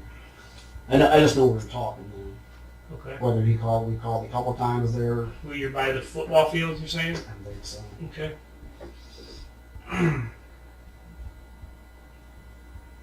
That's when he told me to meet him down at, there's a place called Tumble Dam. There's a path that leads back there. That's when he told me to go down and meet him there. Which he wasn't there. Okay. I continued leaving there. At the time, it was supposed to be a new football field. I'm just shining a light over there on the, near the baseball fields and stuff. There's a back road from there. I don't know the name of it. It kind of goes behind apartments and school. There's east side school. Shining the lights through there. I stopped to get out. There's a wooded area behind the apartments. Just checking there real quick.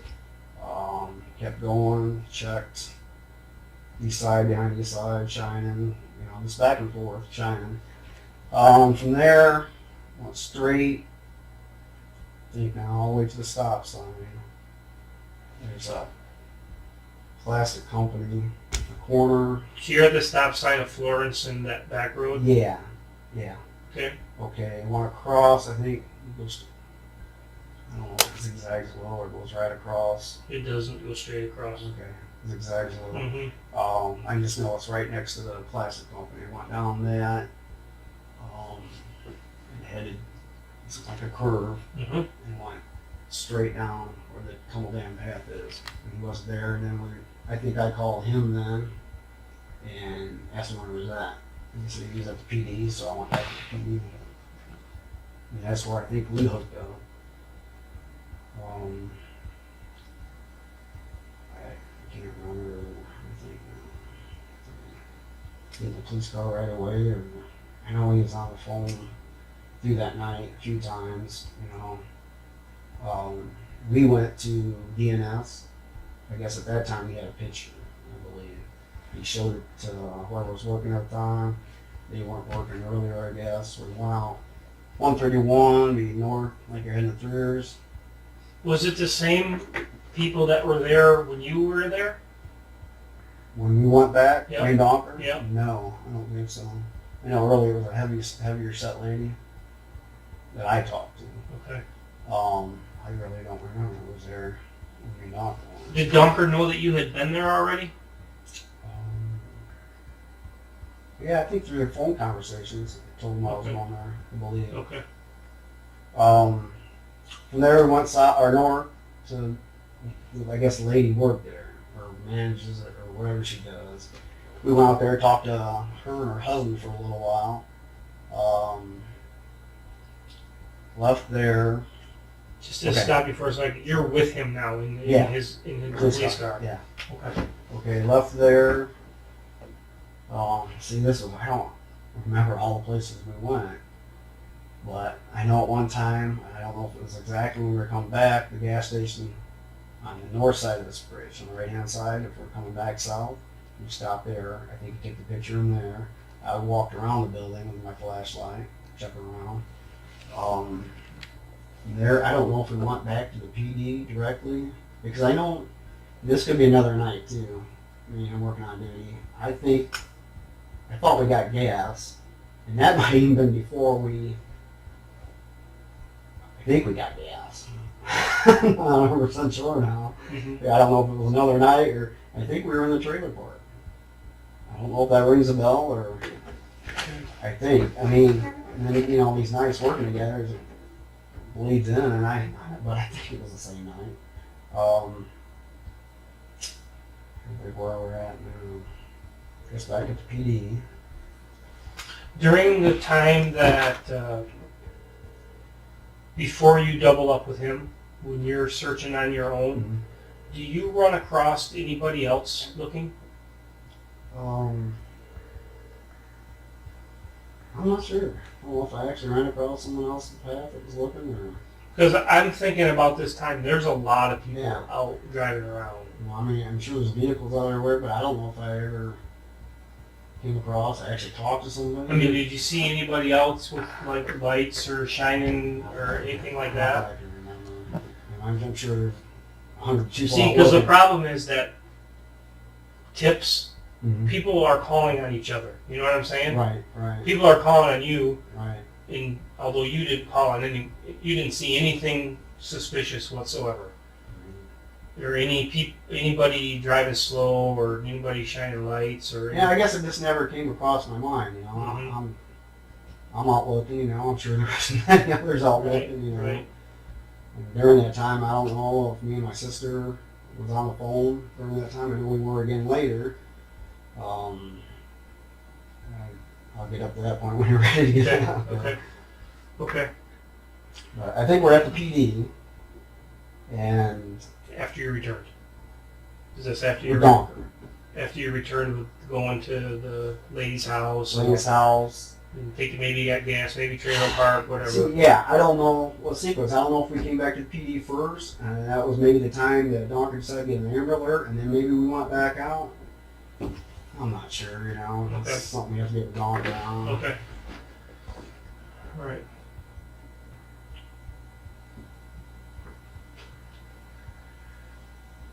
Okay, so at least at some point you're back here at the police department, and you again continue to search on your own, Right, away from him. right. I guess it was some other people came down to the PD. He was busy with them. I remember telling Donker, I'm gonna go to my mom's sister's house. I went there, and that's when I went down the alley, flashing back and forth, seeing the bike. So that's when I got on the call him again. You saw them down here? The mother? Not back here yet. No. That was actually the PD. Right here, Right. at the police department. Yeah. This was before you left Docker. Right. Okay? I believe, yeah. Okay. Do you believe or do you know? Well, I know I seen him here. After you and Docker had returned. Right. You saw the mother here Right. with some other people. Some other people. Okay. I had family members, whoever they were. And they were still here when you left. Yeah, because they came down to the spot where I Where was you found on the the bike. Okay. After I called Donker, I searched my mom's yard, front and back, and then they came. I parked my truck. Donker came. We went and checked out the bike real good, and What made you call about that bike? because I must have had the description by then. I'm trying to think. Somewhere in there we got the description. I don't know when. Mhm. You know, Mhm. somewhere in there we got it. Bike laying there, odd place, you know. What was the description? Do you remember? Oh man, I'm trying to bring this now. I'm thinking silver bike. Was this bike silver? Yeah, I believe so. Okay. Well, you could tell it's been here a while. Okay. From there, my sister's kid, Steven, he was with somebody else. I guess, I was parking the way where he can get out. They were wanting to go somewhere. So that's, from there, I didn't really draw my brain. We go back to the PD. This is why you're at your sister's or your mom's. I don't know what you call it. Mom's sister. Okay, Yeah. whichever. While you're parked there, Steven's trying to leave and he can't. Yeah. Is because I'm he blocking him. aware that Jodi is missing at this time? I'm sure they are. I mean, Okay. that's where we got our information, the sister. And I don't know who he's with. I know he asked me to move my truck. They left, I don't know what he wanted. Okay. Okay. So everybody shows back up to look at this bike that you found, and you guys realize that it wasn't the one. Right. Yeah, because it had been there for a while. Our ass was going through the slopes and stuff. Okay. And then what happens? And by the way, what time do you think this is now? I don't know. Oh, I don't know. You got 2.5 hours, okay? From the time she's at your house until the time the body is discovered. Well, I don't know what time it is. I'm sure, hopefully you can get the phone records. It'd be nice if you get the conversations. God, I don't know. This son never dawned on me to check time, you know, why. You know? I think from after there, we went back down to PD, I believe. Everybody? I think so. Okay. What kind of car was the mother in? Oh, it's a white car. I don't know what kind of car it was. I believe it was a 4-door. I believe. I couldn't tell you the year, but I never what it was. Make, model, nothing? Who was she with? About that time, I was getting to the time almost back here. I'm drawing my memory. Some of them I don't know their names. Her, the 2 boys, which I don't know if the boys were hers, teenagers. 2 girls.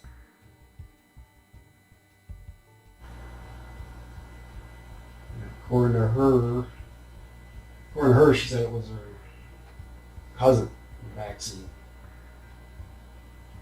But that's what she's telling now. But what she told me, it was a neighbor kid. So. You guys can. Yeah. Okay. How do you know her? Years ago. I think she see my brother. Years ago.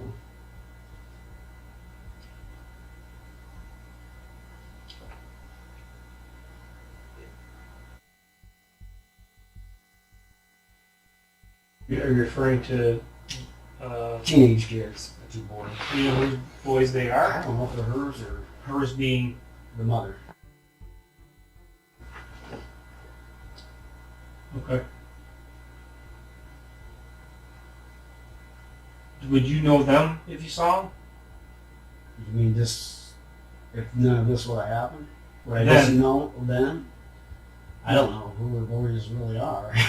You know, and I'm it's just wondering. I could just kind That's of. different than what I was told. That's why I'm wondering if they're her boys or if we're talking about some other people. I don't know. You've seen her son since then? I see a blonde-haired kid walking up down the town. I don't know if that's the same one.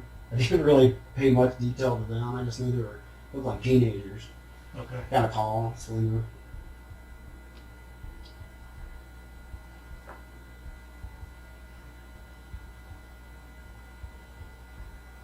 Okay.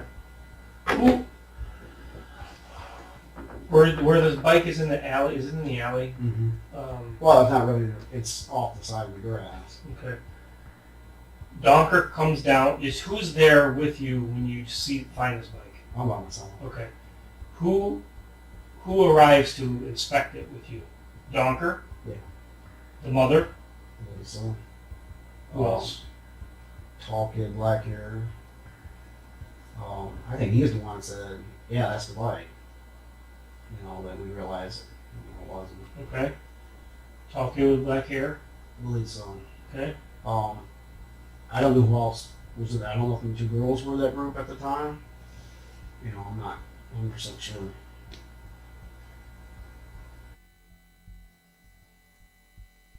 The other one? I don't know if I remember. The band was. Would you know her if you saw her? I think that was the first time I've seen her in years. When? Sabrina. What was that the first night, time? I believe. Okay. She looked everything the way. I think she had purple hair back in the day when she was dating my brother. Wow. It's crazy. Yeah, I don't know.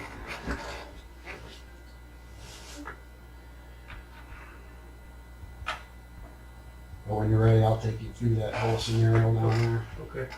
Down where? Down behind the police department. Okay. I'm almost there. Okay. I'm just trying to figure out who's with this group of people that show up to.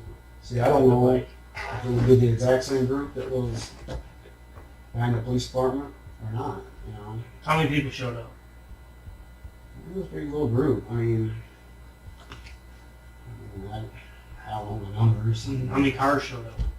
Down there, Mhm. a police car, and I believe Joe's car. Okay. As far as I know. Okay. But there was definitely a male teenage boy or two with her then. I believe so. Okay. Okay, so that's not the bike. Then Right. now where are we going? I think we went back to PD. I believe everybody did. I know the doctor had questions, I guess. He was on the phone, I believe, again. I think that's when I told the doctor, I said, I'm going to go check the boardwalk area. So I went down there, checked near the river, went through the whole old boardwalk, flashlight, which was kind of freaky. It's dark. Came all the way through. I don't know if you guys been there yet. Down the boardwalk? Yeah.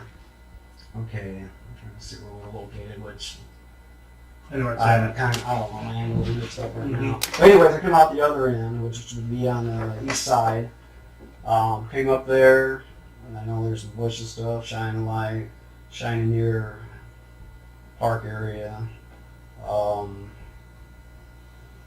I think I actually went into a skate park. That part, I think I looked too. Once I realized and looked up, started walking. I guess I realized somewhere at that point I seen two vehicles side by side. As I looked, I can remember two teenagers were behind the white car. Two girls was up further.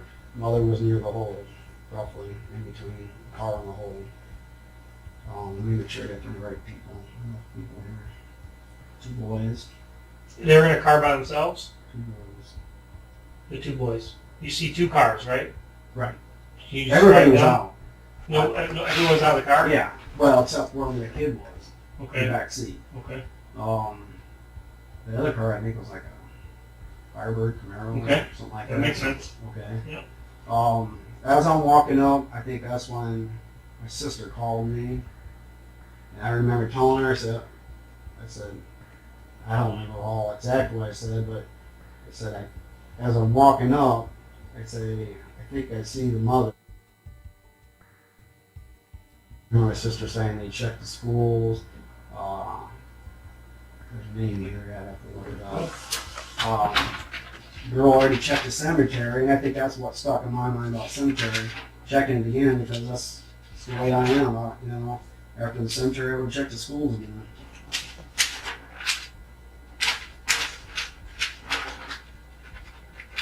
Christy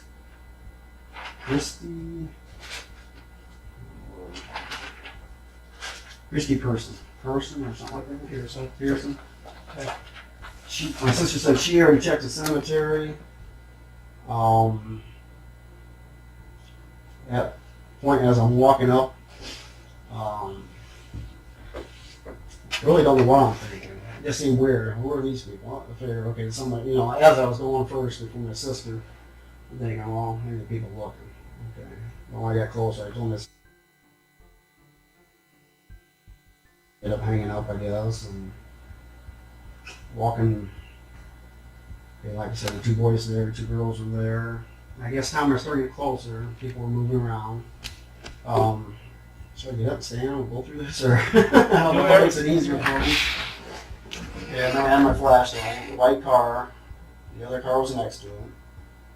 I remember just walking by, just glancing real quick. You know, struck me weird, I guess. It just struck me weird. So after I get, What did? everybody's out. Okay, one kid there in the car, because it made me keep checking back. Okay, I'll get to that.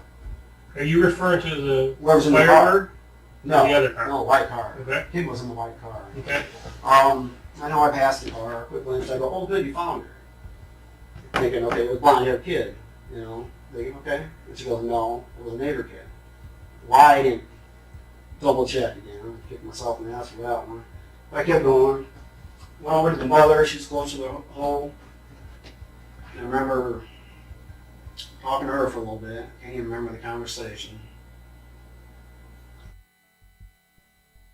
2 girls came over to me. There was Sabrina and the 2 girls. The mother was back here at the time. And I remember, I don't know what kept drawing me to the car, but it did. I'm going to get back, talking a little bit. Looking back as I was doing that. So, I do remember that. And then all of a sudden the mother came around. They were perfect line. That's what kind of gets me too. Like, they don't want me to see something. That's the feeling I got. So I started going around them. 2 guys were in their car at the time. Teenagers. They come up to me quick. And that's when I started asking them about the more better description of the bike. But every once in a while I'd shine at the car. And couldn't see the kid's face. Or I believe the kid was more to the left side. Not all the way to the left, but I mean if you had to divide it a little to the left. And the whole time, the kid did not move. And that's what haunts my ass till today. The kid would be moving. I don't care whose kid it is. That kid's going to be curious, want to know what's going on, come to the window. That kid did not move one iota. Even shining with a flashlight. The kid did not move. And that's what haunts my ass. And I got questions about that, and I'd like to ask you, because I think I fucked up. Doing my job. I didn't do it right. And I don't want to blame anybody, because I know what it's like. You know, we've gone through hell. You know, we've worried about our kids. We've lived in fear, afraid something's going to happen to our kids now. You know, we've got letters sent to us, which I guess they found out was sent to them. You know, to me it felt like a threat. I don't know if you heard about these letters. Okay. You know, my wife's talked about this. She at first didn't believe me, I guess. You know, she didn't go, "You sure what you saw?" I kept telling her, yeah. To me, in my heart, unless she knows something different, I swear it was her. I can't prove it because I'm a dumbass and go back and. Why is that? I don't know. Was I scared? You're looking for her. I know. But I don't know, as I passed the car, did I just see something that just scared me? The whole situation down there just scared me. And I just, you know, that's why it bothers me so bad. It just bothers me. The question I'm going to ask you is, do you know for sure who that kid was in the back of that car? Do you guys know? No. Has anybody brought that kid forward? The kid they said it was supposed to be? No. Why? I don't know. I can't answer that. I'd like to see that kid again. One they're saying it is. Just get a visual and see if anything jogs my mind. You know, I'd really like to see that. And here's the thing: is me. When Bedell got that information, he showed her video. My whole conversation of that, from what I hear. And damn, it's all over on Facebook, whatever that's called, you know. And to me, I'm thinking, that's the last person. Hopefully they got that other group together first and asked them questions. I don't know if they did or didn't. Did you tell anyone about this? About The girl? I don't think I did at the time. I don't. And I know it's not in my report. You know, I couldn't remember if I said something about Palmer a long time ago, or is it something, Palmer. He's a detective in Center. Oh, Ronnie. Yeah, Okay. he was the only one true to be decent in this whole thing. I respect that. I don't know if it's something, I have to get with my wife on this. I remember one day the mother came by the house. I don't know if that what jogged my memory, you know, and just thought about all that, and everything started coming back to me, you know. My heart and soul thinks it was her. I hope I'm proven wrong by you guys. I hope I am. But to me, something don't seem right. And then it's, to me, it's like, man, that means everybody's involved. That group's all involved. They know something. And part of me, I want to help you guys so much. And I've been wired before, drug deals. I'd like to get them, maybe them 2 girls, and they either, you know, the whole good cop, bad cop thing, and see if we can get a confession on one of them. I really would, you know. You know, I'm thinking of I want to be proven so I can rest easier and get that out of my mind at least. I want to know who that kid was. I want to know. You know, and the past, That's huge. You know that? it's very huge because I kept telling my wife, I said, if I'm right on this, somebody better give me the key to the city or I something. mean, you're pretty much saying that you're really confident that was My heart tells me, but I don't want to be. If I'm wrong, I mean, I hope I'm wrong. Actually, you know what I'm saying? I hope I'm wrong. Which means you're putting in all of them in the mix. That's a big thing to say. Yeah, you're right. And it scares me. It scares me to death. Would you be able to testify to that? I'd have to. It was my job. Would you be able to say if somebody asked you, are you certain that that was her? Am I 100% certain? They're gonna ask that. My heart tells me it was, but I know what it's like to get blamed. It scares me. But my heart and soul tells me, just because of the way everything lined up down there, them kind of blocking me off. Serena kept looking back. The voice rushing up to me real quick when I came over. My heart tells me that was her. It really does. If I'm wrong, I guess take it two ways. I'm glad I'm wrong, if that's the case. Did you get a chance to look in that car when you're at the bike?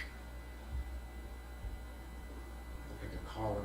At the cemetery? No, when you're up with this bike. Up in the alley. No, I didn't get a chance to look at the car. No, I didn't. She would have had to have been in there then also. I don't know.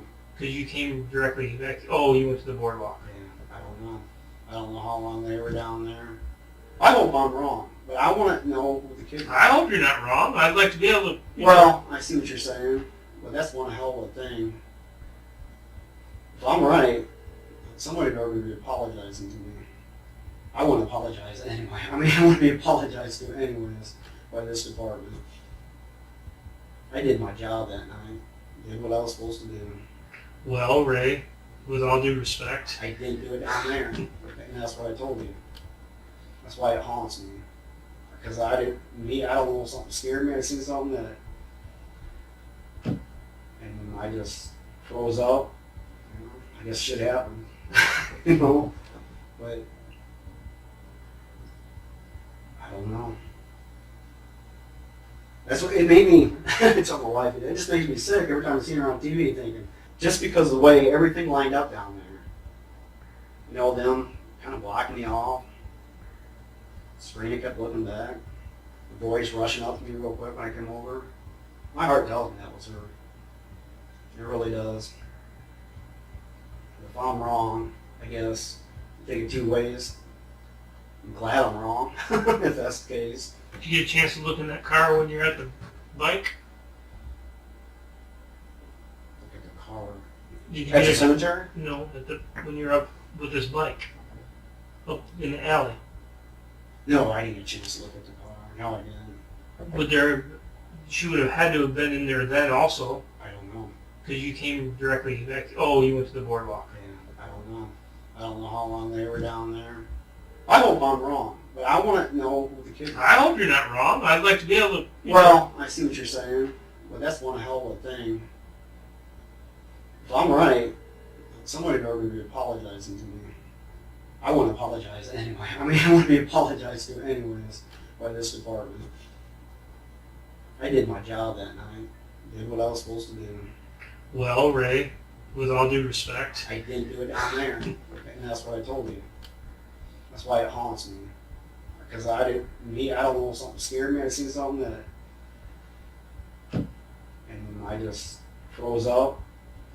I guess shit happened. But I don't know. That's what it made me. Tell my wife, it just makes me sick every time I see her on TV, thinking, "Oh God, she is responsible for putting her here."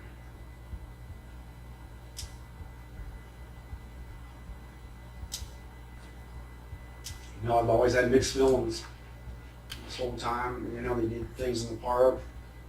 I never went down to it. My wife never went down there because the feelings I had towards that, you know, her thinking his family's involved with it.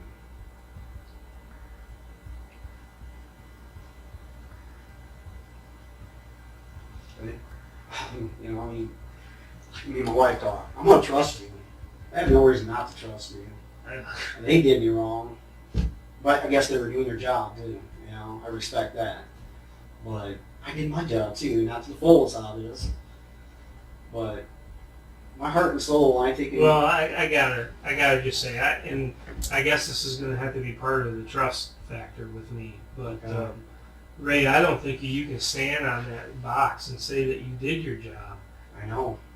So I mean, if you see somebody that you think is her, and you're looking for her, and you don't act upon that at all, you're right. You're exactly right. That is a failure. That is. I got to call, like I said. Right. Yeah, I felt my mission, my job. You're right. I did. Because if that really was her, I did not do my job.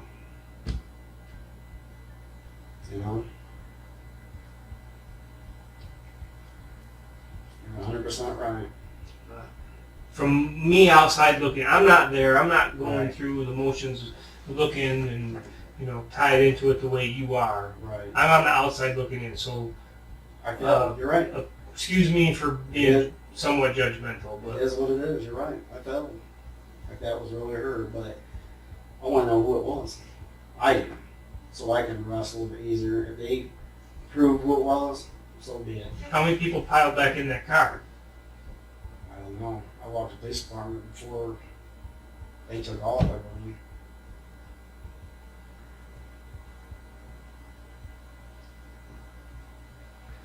Okay.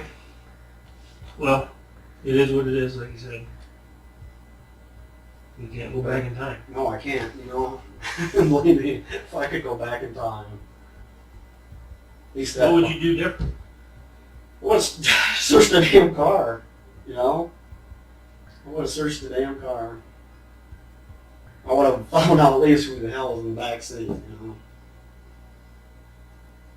But that's something I gotta live with now the rest of my life.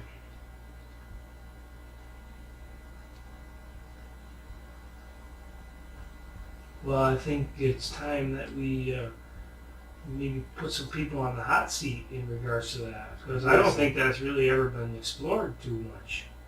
I don't know. Nobody lets me know anything. Even mother gets to know everything, you know? Right. Yeah, I think it really needs to be explored more. I have no idea how you guys do it, you know? You get them separate or whatever and see if their stories match up.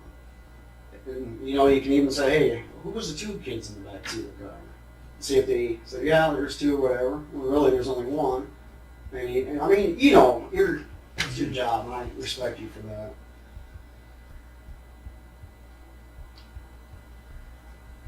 But yeah, I believe that needs to be addressed and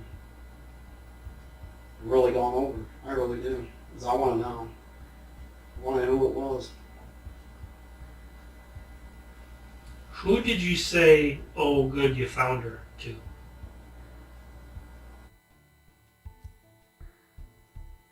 Oh, good, you found her, yeah, because she's the one that said, no, that's a neighbor kid.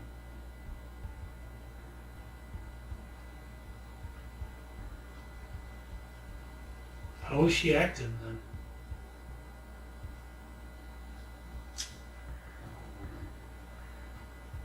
At that time, I mean, she didn't seem as the way she was when she first came to our house. I mean, she looked drained as hell when she first came to the house. I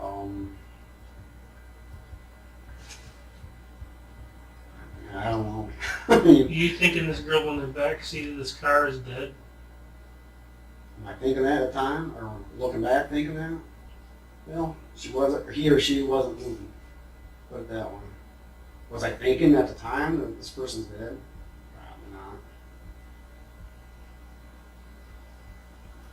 But you know, after looking back at everything and thinking, after I went to the PD, so okay, let's go check the cemetery. I remember asking, are you going straight to the cemetery? I said, no, I got to check with Gonker. It's too weird. Okay, bam, now she's found there. Apparently the cemetery researched her earlier. You know, and bam, from there to there, she's there. To me, that just, if I'm right, well, there you go, you know.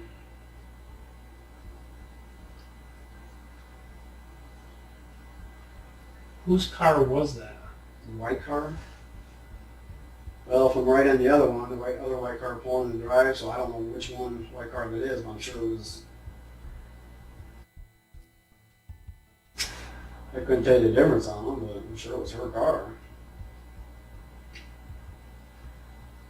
But this is the whole, like I said, the whole scenario down there. Just guys behind the white car, two girls on the side of the door.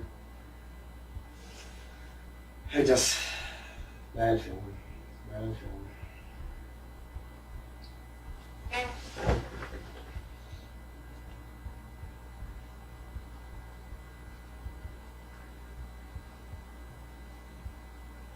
Like I told you, I said, man, if there's a way that, I don't know, you can get some of the people in. Thing is, you know when you know what you're doing, it's like, do you get them all in at once so they don't start changing their stories, you know, try to get a damn confession, and, you know, or prove me wrong. You know? I just don't get why she said it was a neighbor kid, and later changes the story, it was her cousin. Maybe her neighbor kid was her cousin. How old would you say this kid was?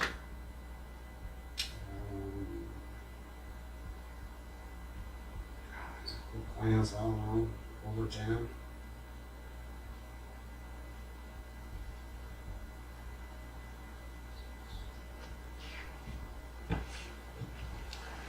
So you're saying around the right age? How old was she? 11? Okay, that's all I'm saying.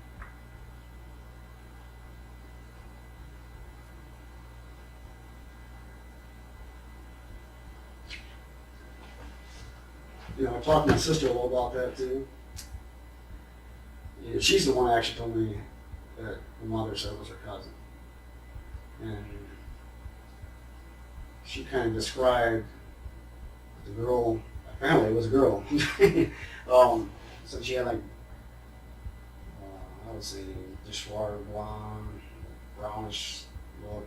We'd have to talk to my sister-in-law about that. But this blonde stuck out. Well, you know what Jodi looks like now. You've seen her picture all over the newspaper. Yeah. You're saying yes. I believe, in my heart, I believe it was her. In my heart, I do. There's not, I can't go back on it. That's what I truly believe.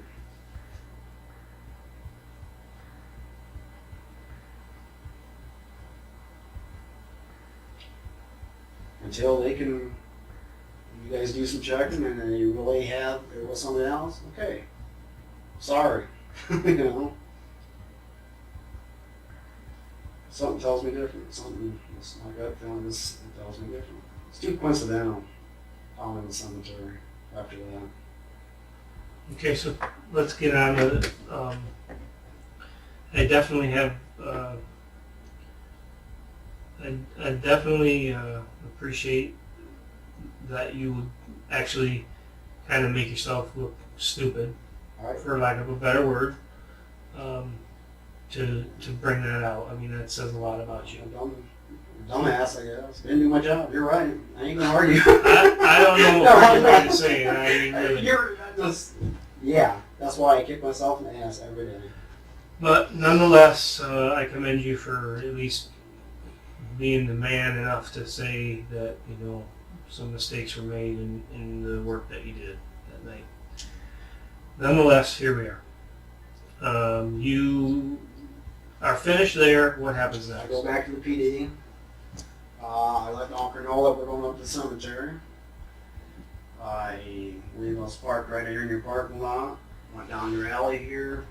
I do not know what street that is at the end. Mill, is it? Yep. All the way straight, kept going straight until you hit, like, I think it's called 5 Points. got out of my vehicle there, searched that little park to the right. I guess it's years ago, it used to be an old cemetery or something. Turn left on Florence, go down there and turn left. I believe it would be the first drive into the cemetery. I believe I called them, told them what was going on. Was flashing my light back and forth. Did not notice other vehicles yet. Go a little further, I'm going slow. You hear a noise. During that time, I don't know if I hung up right away with them. Go a little further. I guess it'd be after the first road, which went right. That's weird. Screaming. Just when I see everybody running around, I go part way, jump on my truck and run up to them. I seen the mother be on the right hand side, holding the daughter. The bike was on the left hand side. I remember, couldn't believe what I was seeing. Just kind of walk around, got on the phone with the doctor, and as I'm turning around, he's right there. I'm still on the phone with the doctor when he's there.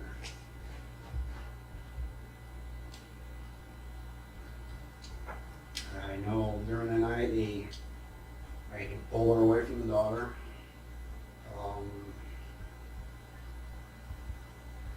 Doctor asked me to, I believe. He wanted her out of the area. I know I taped off the scene. Somebody gave me some tape, taped the scene off. I know we talked in the trailer. I know one of the firefighters. I had to go back. Doctor asked me to go back and get his notepad or something, notebook or something like that. One of the firefighters took me back in. There was no way I was going to get my vehicle out there. Even I went back to PD actually twice. I think he doesn't work here no more. Shoot, I'm on my brain name. The officer doesn't work here anymore. Mark Shear. Mark Shear. Yeah. He came back and got coffee. I think they just, for whatever reason, wanted me out of there. Now I'm looking back at it. I remember before we left, Doctor, when he said it was right next to me, mother came out, hugged me, and told me, she goes, I can't try to think how she worded that. Something about my son's going to take this hard or something. And we went back to the PD. That's where we got questioned. Do you think that they were looking at you as a suspect then? I don't know. I like to know pointing the finger at me. I mean, you think that they're just asking you questions because you're like I'm asking you questions? Well, yeah. I mean, we went in there to give all the information, what we had, to whoever's in the trailer. But I don't know why. I mean, did they actually say that for some reason you are a person of interest? I don't know if Donker come up and mention right away, well, hell, you mentioned cemetery earlier. The next thing I know, something must have been said, because next thing I know, I'm getting down here thinking, okay, Detective Lonnie Palmer want to talk to me. I don't know if this is the same room. I don't know. But anyways, he started talking to me, and it didn't even cross my mind. He read me the Miranda rights or whatever, and I didn't even think none of that. I didn't even give me a second thought. And, we were talking just like me and you have, given the events of the night, and all of a sudden he goes, sister, we got someone take pictures, I think he said, of your hands. And he left the room, and I'm looking at I remember looking at the hands, and and that's right there I knew, what the hell, They took pictures of my hands, me, and that's a scary damn thing. Do you suppose that all of that was a result of you making that suggestion? Making what suggestion? Just check the cemetery? I don't know. I have no clue what the hell about that. Because you didn't mention that, but you did suggest that? I apparently said cemetery earlier when I was a dog riding around one. I kind of remember because I was after Halloween. I remember going ooh or something like that. Let's check the cemetery. Oh, like spooky. Yeah, right. You know this, and apparently that got blown. I know Donker's from up there. I'm here. He doesn't want to get. I guess I don't know him that well, but I'm not blaming anybody. But I think Donker got this whole thing going, man. I really like that guy too. I just got some little bad feelings right now. I'm sure it's not we can't work through, but you know, someday I hope I get my damn job back. But how long does it take to get from the PD here up Mill Street to 5 Point and then down to the cemetery? By the way you went and by the activities that you did. How long would it take? You did it. Right. I mean, shoot.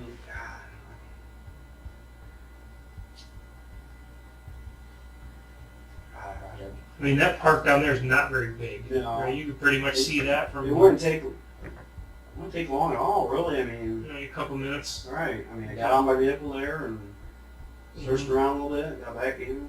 You know. And then. I mean, they had time to get down there. Did you see anyone in the cemetery come out your way? Out my way? I don't remember. They couldn't come out actually my drive. I think they're small drives. Right. Two cars can't pass in there. Right. But you would have been able to see any vehicle coming out the Florence Road side, wouldn't you? I don't remember. Somebody came out of there as I was going up there.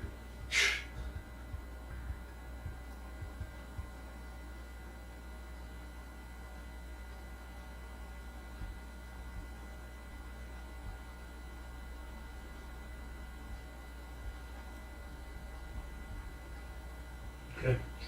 The bike again was, what position was the bike in? The best that you I know it said so many people said it was leaning against a stone. I know that wasn't a thing that was important at the time. I mean, I don't think it was leaning against a stone. I think it was on the ground to the left of it. Remember the guy grabbing it? Well, you're saying left. Okay. Oops. I'm facing the east. Okay. Okay, stone. You can names right in front of you, right? The name on the stone. Yeah, I'm guessing. I really didn't look at the stone. Bike's over here. She's over there with Mom. On one side and the other. Bike over here, body over here. Right. Okay. In whether she was moved from the mom, I don't know. And at the time, it's you. Hold on, yeah. The mother. Mother. Whatever group Who else was with her at that time. How many cars? If I remember right, looking, I was asked this before too. I had at least 2-3 cars, maybe. You know, 2 or 3. Were it the same 2 cars that you seen down here? Oh, I couldn't tell. I just remember seeing the lights. Were you behind them? No, they would be further east of me. Down a ways. They were actually down a little ways from where it all was. I'm going to draw this. Come over. Easier to go back out there, but I want to get you going because I see this is what happens. It goes longer than. I got no problem with this. This run goes all the way through. I think this is one that goes in. I know it does some crazy shit over here. I think that this is your friend's house here. Okay. This is the road next to it. And there's a big old fence right here, I think. Anyway, it's on that. Anyway, this road goes up and does some goofiness. This one goes all the way through. And actually, this lane comes all the way across here like this. Okay. And I think there's another one here like this. Okay. Not sure. But this right here, this being Centerville, right? This being Florence, okay. Right? You're describing yourself as being here, right? Kind of going slow, shining, right? Now, you're saying there's another road here. There is. Okay. So I guess, man, the team's over here. My question is, this is what they're telling us, that they are parked here, facing this way. Hell no. There was cars back here. I don't remember ever seeing a car that close. They were back there. I could see the lights. Couldn't make the cars out, but They claim to have come up this way, in at least one, and this is the one that discovered it, and they stopped right by it and ran. This is east, right? You with me? Yep, with you. I don't remember no car. Which way is your vehicle facing when you stopped? Headlights be towards the east. Headlights towards the east. Mm-hmm. Okay. So I'm coming out. So this is almost like your area then, where your vehicle is. Yeah, I'd be a little ways before the Okay. I parked, jumped out, ran up there. Okay. I don't remember a car there. I really don't. I know there's cars back here because I can see the lights. Man, I don't remember a car See there. the lights facing which direction? Towards you? South. South? Yeah. I believe it's south. This way. Yeah. There's another road that comes in here. You got lights here, is what you're saying? Yeah. Alright. Okay. When you ultimately pull up, though, you are on this one facing east, Mm-hmm. right? And you get up and you walk up there.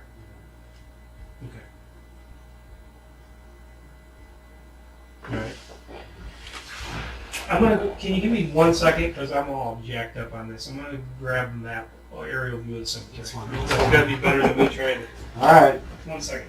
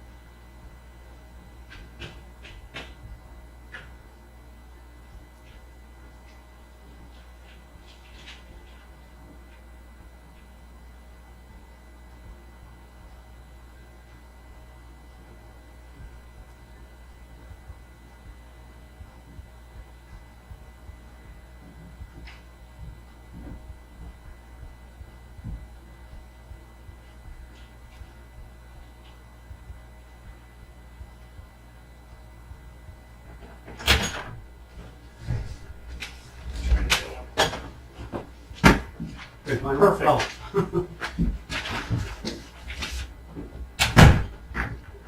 Let me see if I can get my shit straight here. Okay, Florence, Centerville. I'm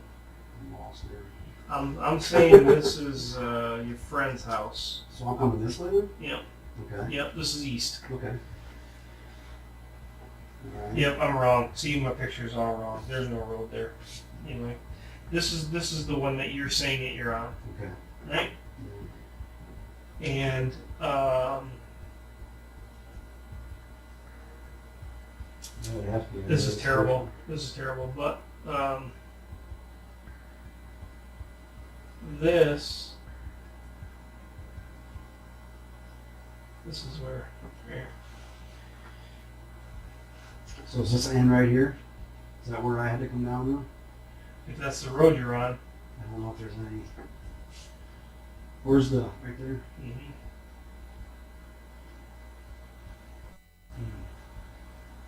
I don't know. That's deceiving, but it'd have to be. I mean, if that's the only, if there's no other road through here, Yeah. you have to get that one. I don't know when this was done, but my memory right now doesn't tell me that this is the way it is. But So there's cars behind it. Now, is this supposed to be a road? yeah, 'Cause I remember the lights pointing south. there's 3 roads that enter here. Okay, Okay. I believe this is terrible, but I believe this one is one that goes in. This one is one that goes in, and so is this one. So these cars could have been there, well, before I was, got there. But when I turned, I noticed them. I don't remember a car here though. I could be wrong. Talk to Donker about it. But I don't remember another vehicle ahead of me. I really don't.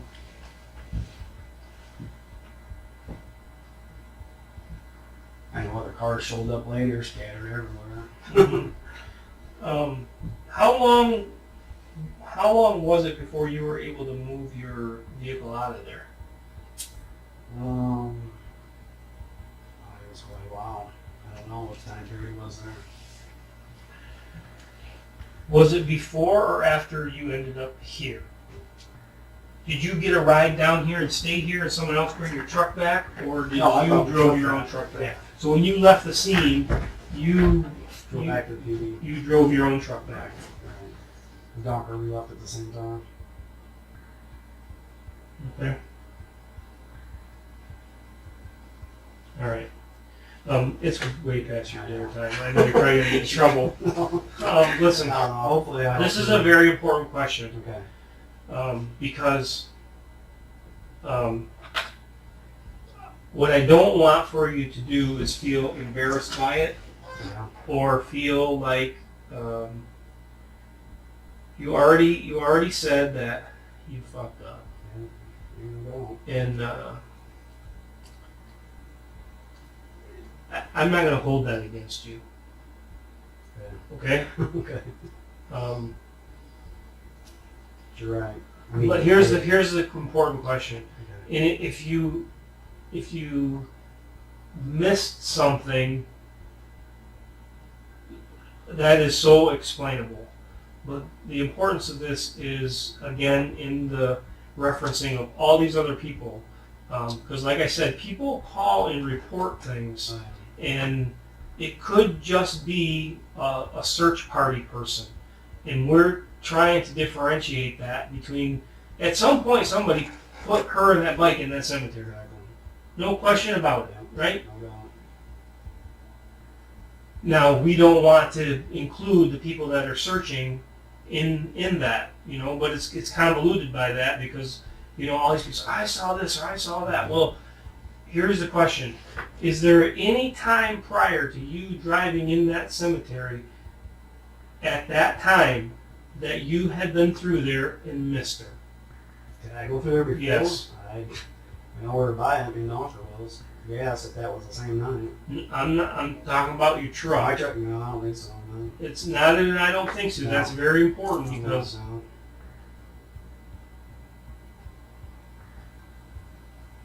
No, because everywhere I looked.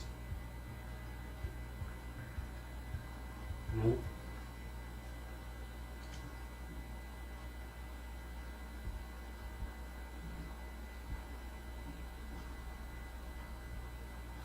okay.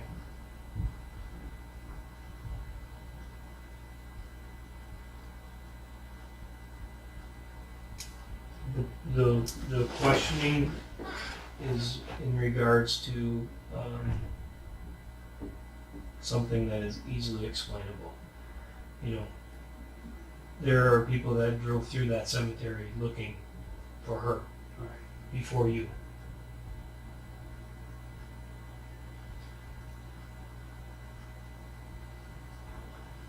If you did and you just didn't see her, that's okay, Ray. I don't remember going through there. No, I really don't. You know, I mean, there might be some spots I searched and not realized it, and you come to me later, but I don't think I went through there. Okay. Here, I am trying my best to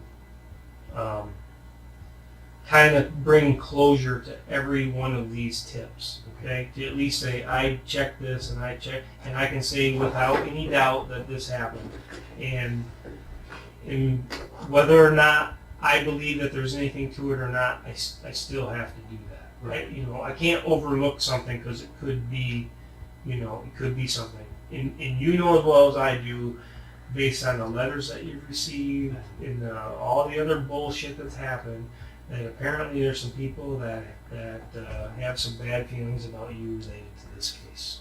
I'm sure. They, some people may have described a vehicle similar to yours as being in there. I'm not going to tell you what, you know, this person's tip is or that. I don't even know some of the tipsters, but my thing is that you're not the only one who drives a truck like that. Right. But all I can say is that, you know what, I asked the guy about that, and he either wasn't there or he, you know, or he was there, and but the only thing I can say about the whether or not your truck was there or not, because I just tell you, there are people that say that a vehicle that matched that was seen in that area, looked like it was going slow and maybe searching, and like I said, you're not the only one that drives a truck like that, but and there are other vehicle descriptions too. You know, there are more people that went through that cemetery than you can even imagine. And just like finding out who the kid is in the back seat of that car, if there is a logical explanation for it, that being a member of the search party looking for this girl as opposed to the person dumping the body, then that is completely understandable. And as long as I've fully drilled this into you, that I know you feel bad about not checking that car out more thoroughly. I don't want you to feel even worse if you had searched or at least casually driven through and didn't see her. That you're not the only one that did that. Right. I don't remember going through there. I don't. Okay. I mean,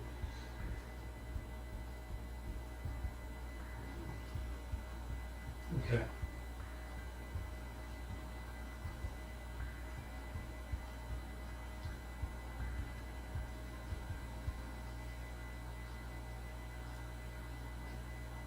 Can you say with any certainty, one way or another? I mean, because honestly, now you got me all like, God, you know, I don't know. I don't think I did. Okay, that's I mean, fine. I don't think, you know. That's fine. That's fine. Searching I know everywhere. that I have. I've been driving around trying to familiarize myself with this area because I don't know it. And when you get to the end of town, this pretty much is the end. There's nothing else out here. This is kind of a way to drive through and circle back. And I've done it hundreds of times. I don't know if that's appropriate or not to do that in a cemetery, but I mean, it's an easy way to get from here to here. But at any rate, I mean, I guess I'm just closing out a couple tips of saying that. Oh, so they think I dumped her there? No, nobody said. Say shit. No, I just don't remember if I did go. I remember me and Donker. I think it's the same. Oh no, you take that all wrong. I don't want that. And my only concern is if we can say that, okay, this vehicle description that this person sees at this time that they believe it is. Okay. I see what you're saying. I don't know. Is that you searching, or is that somebody else? Right. I don't remember going through there. I really don't. That's good. That's fine. You don't, that's good. I don't remember going. I just don't. But I mean, the only reason I kind of put any more extra focus on that is because I don't want you to feel bad if you did and you drove right past her. You know what I mean? Yeah, I see what you're saying. I mean, whether or not that would have made any difference, I don't know. You know, I pray this thing gets solved, over with. It's a continual hell that we're going through, you know. This shouldn't be hell right now. No, it just. No, I know we were talking yesterday.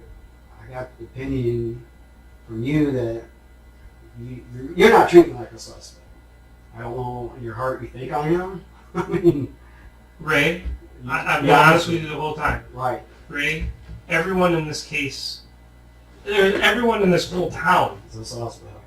I mean, you know what I mean? I know what Is you're there saying. any more focus on you than anyone else? Okay, put it that way. No. Okay. No. But you can provide the most information about your search routine, because at some point during this, unless you've been there the whole time, she don't.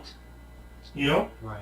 In your time, your account of things, how it happened, relates to what they say, you know? And when we get the whole big picture, we'll be able to spread it out and say, these people should have run into each other here, or Right. you know what I'm saying? Or if he's saying he's a DNS and so is this person, and they're, well, bullshit, because you would have seen them, you know? So, do I honestly, in my heart, believe that you had anything to do with this case, other than being the good-hearted person and reserve and volunteer time that you do? I do not. Thank you. Can I close the door to that? No. Completely? No. Do I have to remain somewhat objective to the Right. whole thing? Yeah. You know, people say shit. You know, do I just say, I'm sorry to put it as bluntly as this, but do I just say, you know, I'm sorry, ma'am or sir, but that's bullshit. Yeah. I can't do that. You know, if I have something that some people come to say to me about you, I'm not going to come and tell you what that is, but I want to ask you about it. You know, am I going to go back to them and say, well, you're wrong, or no? It's just going to go away. Right. You know, but we can't just say that. I mean, to be honest, completely honest with you, the police officer on duty that night is not ruled out. You with me? Officer Donker? Yeah. It's funny how you say that. Me and my wife talked about that somewhat too. You know, him telling me to meet him at a certain place and he's not there. What's he doing? What's he doing all night? Supposed to be up at boot camp, army camp, where the hell he's supposed to be. And that guy was nuts. You know? But I'm gonna back off because I ain't pointing fingers. I like Donker, believe me. Right. You know, me and him I'm just telling you how it is. I mean, for me to sit here and say yes or no, to me, you don't portray any signs, outward signs to me that you have a problem, something to hide. You're not here because of that. No. You're here because you can provide information. But at the same time, just like Donker, I mean, I can't just close the door to say, oh, there's no fucking way that guy had anything to do with this. Right. I understand. You I know? completely understand. I know there's questions I'd like to ask you. Maybe I can't think of them right now, but you know, a couple times you told me you're a few people you are really looking into. I know you're not allowed to tell me. I guess I'd like to ask you this. Do you think any, my sister said any them could be involved? Specifics. Don't be vague. Who are you talking about? Any of her kids? Anybody that hangs out in the house? You think? You know, that's crossed my mind. Man, that'd be true.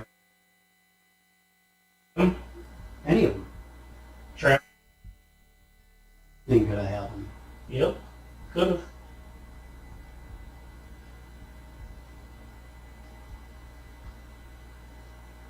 You know, that's always scared me too. Man, what happens if one of them were involved, you know? Did you know about it though? Would it have gotten back to you I somehow? hope so. You know, nothing has. You know, you think you know your family good enough to, you know, I feel, man, if something happened like my mom's house, my sister's, somebody would have called an ambulance, called the cops, you know, that's something you don't mess with. You know, me myself, I can't picture nothing going wrong there. But you never know, you know. Family or not. If something would have happened, I would have known, even if it was family, I'm taking them in. I have to, you know. It's just You get any bad feelings about any of those people? No, I just wanted to question it. You know, my sister, I guess, brought something up the other day that I guess they were looking at. They said they were where he was at and his time lapse and everything. You know, and it was caught me funny, I guess.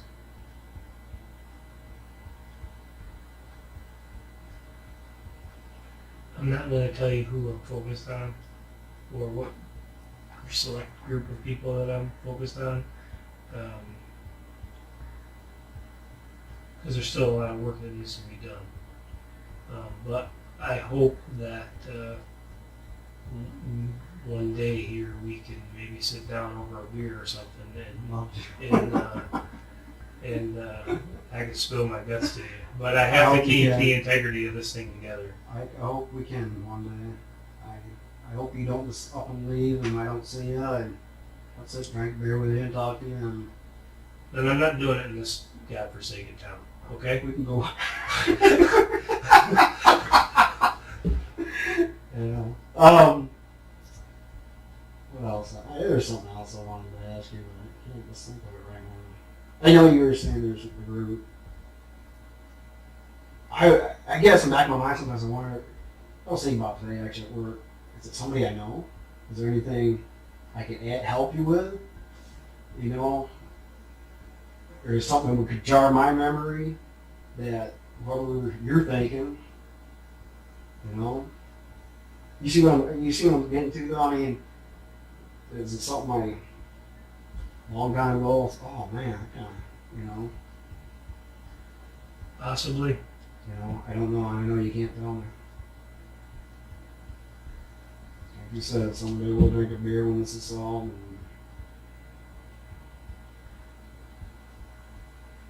I'm gonna hold you to that, you know. I'll do it. I will do it. I'm gonna hold you to that one. I could go for one right now. Stay here. You know, our prayers are with you guys. I don't know. I watch the news constantly now, hoping, man, this is the day. This is the day.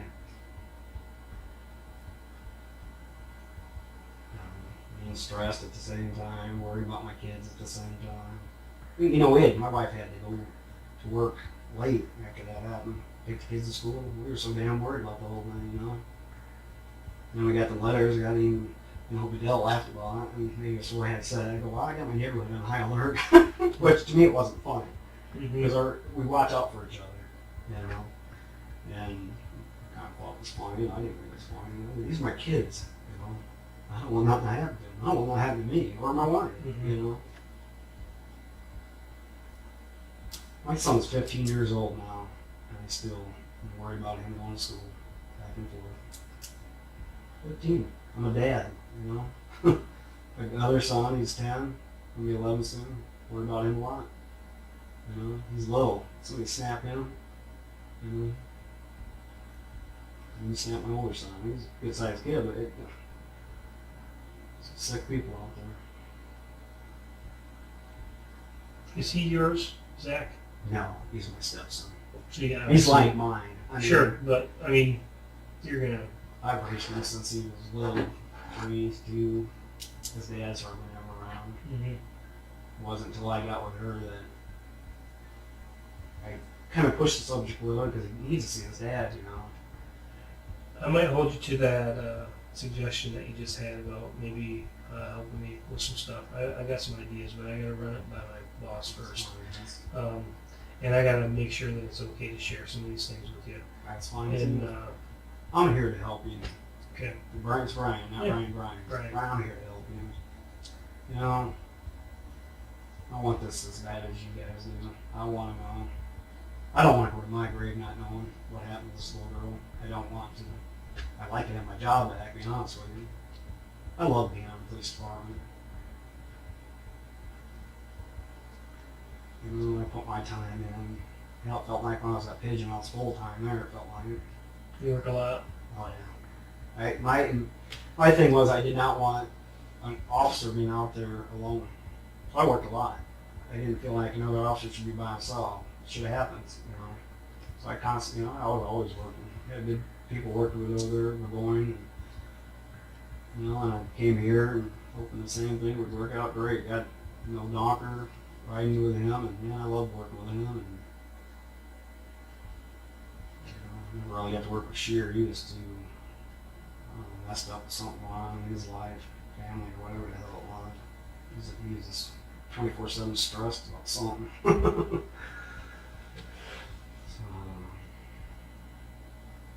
I wanted to ask you about that number. One number that I don't have identified. Can I go grab that and bring it over? Yeah.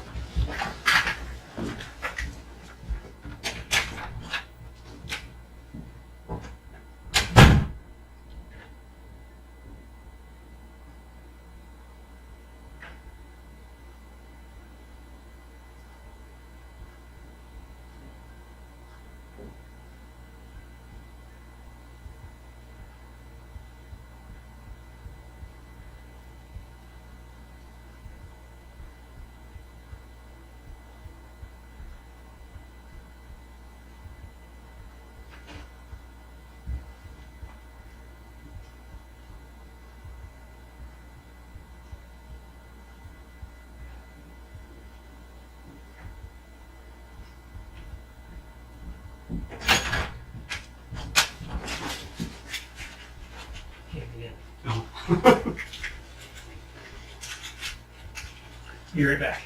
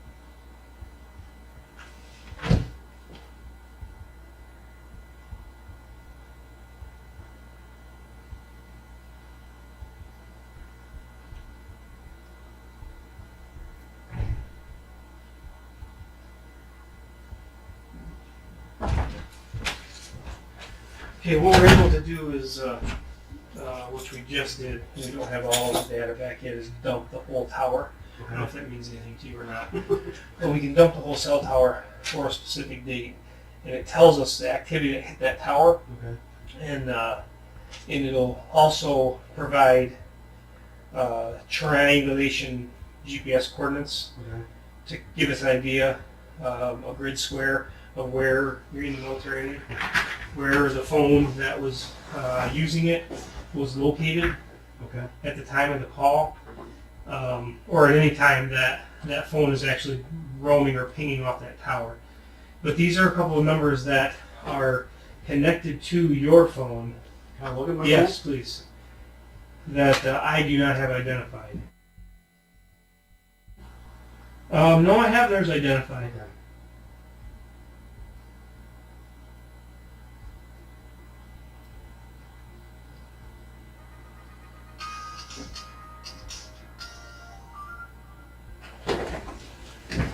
Just look at it.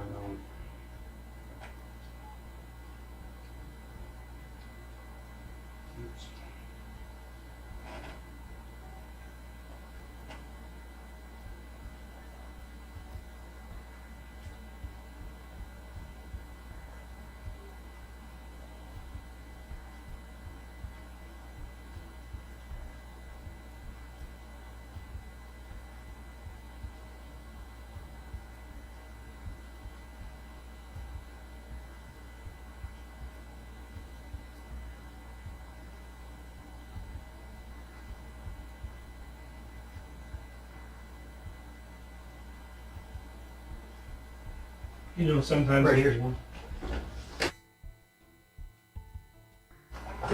574.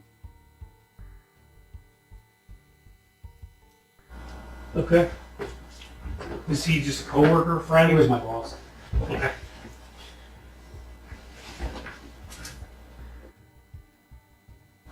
That's the top one? Yeah, hold on, man. Go back to it.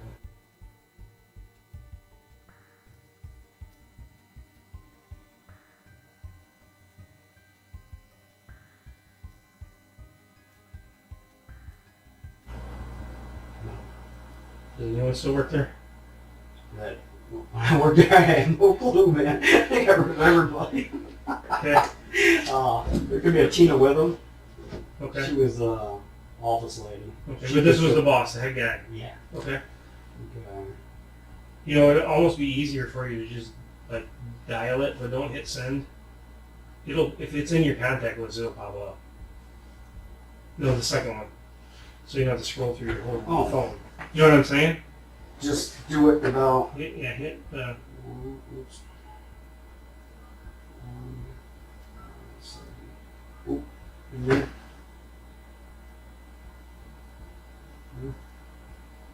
389.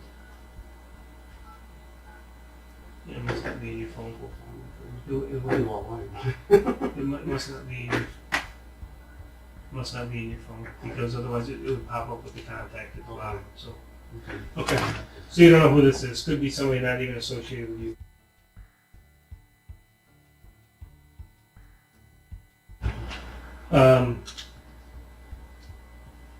We'll get together one of these nights. Okay? Alright. Sounds good.